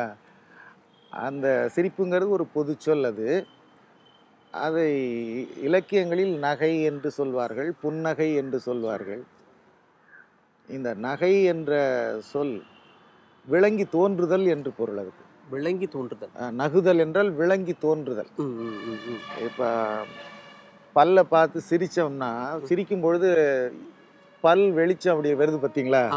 இதுக்கு தான் நகை. நகை சிறிதாக பல் தெரியுது, அதுக்கு தான் புல் நகை, புன்னகை. புன்னகை புன்னகைனா புன்மையாக காட்சி அளிக்கிற அந்த பல்ல காட்டுறது. முத்தன்ன வெண்ணகையாய் என்று திருவாசகத்தில் மாணிக்க வாசகர் போடுறார். முத்து எப்படி ஒளிராக வெளிச்சமா இருக்கு இல்லைங்களா? முத்துனாலே ஒளிதான். அந்த முத்து போல் பல்லழகி அப்படின்னு திரைப்பட பாடல் பார்த்துருக்கோம் இல்லையா? அந்த பல் வந்து முத்து போல் வெள்ளையா இருக்குது. அது ஒரு மகிழ்ச்சியில அப்படி லேசா அந்த இதழ் விரிந்து அப்படி காட்சி அளிக்கிற பொழுது அந்த வெளிச்சம் வருது பார்த்தீங்களா? அதுக்குதான் புல் நகை புன்னகை. புன்மைனா சிறியதுன்னு அர்த்தம். அதுதான் புன்னகை என்று சொல்றோம். இந்த நகைதான் அணிகலனுடைய நகைக்கும் பொருள். அணிகலன் எதுக்கு அணிகிறோம்? பளிச்சு பளிச்சுன்னு தெரியணும், காட்சி அளிக்கணும், பார்க்கறதுக்கு ஒரு பொலிவா இருக்கணும். அதனாலதான் அந்த உலோகங்கள் மாழைன்னு சொல்றது, அதுல கோல்டு இருக்க அந்த பொன் அது ஒளி உள்ளது. அதை கொண்டு செய்யறதால தான் அதுவும் ஒளி உள்ளதா இருக்குது. அதுதான் அதுக்கு நகைன்னு பேரு. அப்ப நகை என்று இந்த புன்னகையை சொல்லுகிறதுக்கும் வெளிச்சம்தான், அணிகின்ற அணிகலனை குறிக்கிற நகை என்பதற்கும் வெளிச்சம்தான். நகைனா வெளிச்சமாக தெரிவது, ஒளியாக காட்சியளிப்பது. அதுதான் நீங்க சொல்ல வரும்போது புன்னகை செய்யும் போது இந்த பல் தெரிகிற மாதிரி சிரிக்கிறோம், அது வெளிச்சத்தை உண்டு பண்ணுது. அதே மாதிரி தான் அணிகின்ற அணிகலனும் அதே மாதிரி இருக்கு, அதனால தான் அந்த வெளிச்சம் கொடுக்குது. ஆமா, இது இன்னும் நல்லா சொல்லணும்னா நகர் என்ற சொல் இருக்கு பாருங்க, அந்த நகர் என்ற சொல்லுக்கும் கூட வெளிச்சம்னு தான் பொருள். வெளிச்சம் அதாவது வான் சுதை ஓங்கிய மாடம் என்று சொல்வார்கள். இப்போ ஒயிட் ஹவுஸ்னு ஆங்கிலத்தில் அமெரிக்க அந்த தலைமையக வெள்ளை மாளிகை, அது ஒயிட் ஹவுஸ். நம்முடைய காலத்திலயும் நம்முடைய முன்னோர்களும் பெரியவங்க அந்த சுவற்றுக்கெல்லாம் வெள்ளை அடிச்சிருந்தாங்க, சுண்ணாம்பு. கிராமங்கள்ல அவ்வளவு பெரிய சுவர்களும் அவ்வளவு உயர்ந்த மாடங்களும் இருக்காது. அதனால அந்த உயர்ந்த வெளிச்சம் தரக்கூடிய பளிச்சென்று காட்சி அடிக்கக்கூடிய சுவரும் மாடங்களும் உள்ள இடத்துக்கு தான் நகர் என்றே பெயர். அப்ப புன்னகை, அணிகல நகை, நகர், இதற்கெல்லாம் வெளிச்சம் ஒளி என்று பொருள். இதற்கு மேல இது என்ன சொல்ல போனா, தேய் என்று சொன்னால் தமிழ்ல வெளிச்சம்னு பொருள். தேய்னா நெருப்பு, வெளிச்சம். தேயு அப்படின்னா நெருப்பை குறிக்கிறது. இந்த தேய் என்ற தமிழ் சொல் தான் ஜோய் என்று தெரிந்தது, வைத்தது, வச்சது. அந்த தேய் ஜேய் ஜோய் என்றாகி ஜுவல் என்றானது. ஜுவல் என்றால் ஒளிர்வது, தேய் என்றால் நெருப்பு. அந்த அதான் ஜோதி அப்படின்லாம் சொல்ற, அருட்பெருஞ்சோதி தனிப்பெருங்கருணைன்னு வள்ளற் பெருமான் சொன்னார்ல, அந்த ஜோதிங்கிற சொல்லுக்கும் தேய் என்ற நெருப்பையும் ஒளியையும் குறித்த சொல் தான். அந்த தேய் என்பது ஜோய் என்று வட இந்திய மொழிகளில் தெரிந்தது. அது மேலை உலகத்துக்கு போய் ஜுவல் என்று ஆகி, ஜுவல்லரினாலும் அதான், ஜுவல் என்றாலும் அதுதான், ஒளிதான் அடிப்படை. அதனால இந்த பல்லை அழகாக காட்டி அது பல்லின் வெளிச்சம் தெரியும்படியாக சிரிக்கின்ற சிரிப்புக்கு தான் புன்னகை. அணிகின்ற அணிகலனும் ஒளி உள்ளதாக இருப்பதால் அது நகை. அந்த போல் சுவர் அழகான மாடங்கள் வெண்மையாக காட்சியளிப்பதால் நகர். தேய் என்ற வெளிச்சத்தை குறித்த தமிழ் சொல் ஜோய் என்று வட இந்திய மொழிகளில் ஜோய் ஜோதி என்றெல்லாம் வந்தது. ஜுவல் என்று மேலை உலகத்துக்கும் போனது. இந்த தமிழ் இந்தியாவை தாண்டி இந்தியாவிற்கு மேற்காகவும் சென்று ஆங்கிலம் போன்ற மொழிகளாக மாறியது என்பதுதான் உலக வரலாறு. அந்த அடிப்படையில தான் அந்த புன்னகையை நீங்க எடுத்து இது இப்படி ஒளியா இருக்கிறது, தமிழே ஒளியா இருக்கிறது சொல்லும் போது அதை கேட்ட பிறகு ஒளி வருது. ஏன்னா சிரிப்பு அப்படிங்கிற அந்த வார்த்தை நகையாக இலக்கியத்துல சொல்லப்பட்டு அதுக்கப்புறம் புன்னகை ஆனது. அது எப்படி நகையாச்சு, அணிகலனாச்சு, அப்புறம் வெள்ளை மாளிகை அது மிளிருது, அதனால நகர்னு சொன்னோம். இப்படி ஏகப்பட்ட விஷயங்கள் இந்த ஒரு வார்த்தையிலிருந்து அடுத்தடுத்து தொடர்ச்சியாக நம்ம பார்த்துருந்தோம். ரொம்ப நன்றி. நன்றி. பட் இதோட நாங்கள் நிறுத்த மாட்டோம். இதை பற்றி ஒரு வெப்சைட் வழக்கம் போல் நம்ம சொல்லி ஆகணும் இல்லையா? அதனால் நான் தேடி பிடிச்சி இன்னைக்கு எடுத்துகிட்டு வந்திருக்க வெப்சைட் பேர் வந்து thepetitionsite.com, www.thepetitionsite.com. ஓகே, இது என்ன மாதிரியான வெப்சைட்? அனிமல்ஸ்க்கு எதிராக வந்து நிறைய க்ரூவல்ட்டி நடக்குது, விதவிதமாக நடக்குது. அதை பற்றிலாம் நம்ம பேசிட்டு இருந்தோம். அதை பற்றி நீங்கள் வந்து எங்கேயாவது போயிட்டு ஒரு ஃபோரமில் பதிவு பண்ணி நிறைய பேருக்கு இதெல்லாம் வந்து நடக்குது அப்படின்ற அவேர்னஸ் தெரியப்படுத்தணும் அப்படின்னு நினச்சிங்கன்னா இந்த வெப்சைட்டில் போய் நீங்கள் ஒரு பெடிஷன் மாதிரி அதை பற்றி பதிவு பண்ணலாம். அண்ட் இன்ஃபேக்ட் என்னென்ன மாதிரியான க்ரூவல்ட்டினா என்ன அப்படின்னு நிறைய பேருக்கு ஐடியா இல்லாமல் இருக்கு இல்லையா? ஸோ அவங்களுக்குலாம் அனிமல் லவர்ஸ்க்குலாம் க்ரூவல்ட்டினா என்ன, எதெல்லாம் நம்ம போய் தட்டி கேட்கலாம் அப்படிங்கிறது தெரிஞ்சுக்கிறதுக்காக இந்த வெப்சைட் ரொம்ப யூஸ்ஃபுல்லாக இருக்கும். Okay, great. நல்ல ஒரு வெப்சைட் தான் வந்து கொடுத்துருக்கீங்க. நம்ம வந்து க்ரூவல்ட்டி அப்படிங்கிறது மட்டும் வந்து நம்ம பேசிட்டே இருந்தால் ரொம்ப பயஸ்டாக வந்து இருக்கும் வரும். ஏன்னா நான் வந்து ஒரு இன்சிடென்ட் வந்து பார்த்தேன். என்னன்னு பாத்தீங்கன்னா ஒரு வெப்சைட் இருக்கு, ஒரு ஃபேஸ்புக்ல ஒரு பேஜும் இருக்கு. இந்த வெப்சைட் அண்ட் பேஜ்ல பாத்தீங்கன்னா அடாப்டேஷனுக்கு வர பெட் அனிமல்ஸ் பத்தி வந்து கொடுத்திருப்பாங்க, இன்ஃபர்மேஷன் கொடுத்திருப்பாங்க. அந்த மாதிரி ரீசெண்டா வந்து ஒரு பொமேரியன் டாக் பத்தின ஒரு போஸ்ட் வந்தது. அந்த டாக் பாத்தீங்கன்னா பிறவிலேயே அதுக்கு வந்து ஃப்ரண்ட்ல 2 லெக்ஸ்மே கிடையாது. ஸோ ஆனால் அந்த ஒரு டாகை வந்து பார்த்தீங்கன்னா எங்கேருந்தும் வந்து கண்டுபிடிச்சி எடுத்துகிட்டு வந்திருக்காங்க. ஆனால் கண்டுபிடிச்சி எடுத்துகிட்டு வந்தவங்க பார்த்தீங்கன்னா வந்து ஊர்லேருந்து லொக்கேட் பண்ணி வேற ஒரு இடத்துக்கு வந்து போகிறதுனால அவங்க என்ன சொல்லியிருக்காங்கன்னா, இந்த டாகுக்கு ஃப்ரண்ட்டில் ஆர்டிஃபிஷியல் வீல்லாம் ஃபிட் பண்ணுறதுக்கு, ஆப்ரேஷன்லாம் பண்ணுறதுக்கு நாங்களே ஃபண்டு தரோம், ஃபுல்லாக வந்து நாங்களே வந்து ஸ்பான்சர் பண்ணுறோம். ஆனால் இதுக்கப்புறம் ஒரு கம்ஃபர்டபுளான ஒரு வீடு வந்து இந்த குழந்தைய வந்து பார்த்துக்கிறதுக்கு வந்து ஒரு வீடு வேணும், நீங்கள் யாராவது வந்து நாங்களே மொத்த செலவு பண்ணுறோம், யாராவது இன்ட்ரெஸ்டடாக இருந்தால் சொல்லுங்கள் அப்படிங்கிற மாதிரி ஒரு போஸ்ட் வந்து போட்டிருந்தாங்க. உண்மையிலே அதை பார்க்கும்போது ஆச்சரியமா இருந்தது. யாரோ ஒருத்தர் வந்து விட்டுட்டு போன ஒரு நாய்க்குட்டியை எடுத்து அந்த நாய்க்குட்டிக்கு இவங்களே ஆப்ரேஷன் செலவுல இருந்து அந்த வீல் ஃபிக்ஸ் பண்ற செலவு வரைக்கும் நாங்களே பாத்துக்கிறோம். பட் இருந்தாலும் நாங்க வந்து வேற ஒரு இடத்துக்கு போறதால வந்து இந்த நாய்க்குட்டியை வந்து தொந்தரவு பண்ண முடியாது இல்லையா? ஸோ ஒரு கம்ஃபர்டபுளான வீடு வேணும்னு தேடிட்டு இருக்காங்கன்னா அந்த மாதிரியான நாட்களும் இருக்கத்தான் செய்யறாங்க. நீங்க சொன்ன விஷயத்துக்கு வந்து சிம்பிளா ஒரே ஒரு விஷயம் சொல்லிடலாம். இப்போ வந்து ஸ்பெண்ட் பண்ண முடியாதது ரொம்ப கஷ்டமான ஒரு விஷயம் வந்து பாத்தீங்கன்னா மணி இல்ல, டைம் தான். பட் அந்த டைம் ஸ்பெண்ட் பண்ணி இவ்வளவு விஷயங்களை வந்து கான்ட்ரிபியூட் பண்ணிருக்காங்க அந்த பெட் மேல இருக்க லவ்ல அப்படின்னாலே ரொம்ப பாராட்டத்தக்க விஷயம். இந்த மாதிரி ஒரு எக்ஸாம்பிள் சொல்லி நிறைய பேரை இன்ஸ்பயர் பண்ணதுக்கு ரொம்ப தேங்க்ஸ். அண்ட் இதே மாதிரி நிறைய இன்ஸ்பிரேஷன்லாம் உங்களுக்கு வேணும்னா thepetitionsite.com அப்படிங்கிற வெப்சைட் போயிட்டு அவங்க வந்து விசிட் பண்ணலாம். விசிட் பண்ணோன்னு என்ன பண்ணணும்? விசிட் பண்ணோன்னு என்ன பண்ணணும் அப்படின்னா இந்த வெப்சைட் வந்து உங்களுக்கு யூஸ்ஃபுல்லாக இருந்தது. அது மட்டும் இல்லாமல் இன்னைக்கு நாங்கள் சொன்ன கருத்துக்கள் நீங்கள் ஏற்றுட்டு இருக்கீங்களா, இல்லை ஏதாவது சின்ன சின்ன குறை இருந்தா அப்படின்ட்டு உங்களுடைய ஃபீட்பேக்கை எங்களுக்கு கண்டிப்பாக வந்து நீங்கள் எழுதி அனுப்பலாம். இப்போ ஸ்க்ரீனில் ஃப்ளாஷ் ஆகிட்டு இருக்கிற அட்ரஸ்க்கு நீங்கள் வந்து தபால் மூலமாக அனுப்பலாம். அப்படி இல்லைன்னா feedback@pudiyugam.tv அப்படிங்கிற இமெயில் அட்ரஸ்க்கும் மெயில் பண்ணலாம். இல்லைனா அந்த டால் ஃப்ரீ நம்பருக்கு கால் பண்ணி உங்களோட ஃபீட்பேக்ஸ்லாம் பதிவு பண்ணலாம். இட்ஸ் வெரி சிம்பிள் வே. இந்த 3 வழியில் எப்படியாவது உங்களோட ஃபீட்பேக்ஸ்லாம் எங்களுக்கு தெரியப்படுத்துங்க. நாளைக்கு போயிட்டு உங்ககிட்ட நாங்கள் நல்ல ஃபீட்பேக்ஸ்லாம் கண்டிப்பாக வாங்குறதுக்காக நிறைய விஷயம் ப்ரிப்பேர் பண்ண வேண்டியிருக்கு. ஸோ அப்படியே கிளம்பலாம். புதிய FM ஸ்டேஷனில் இது இனியவை என்று வித் சௌமியா அண்ட் வருண்.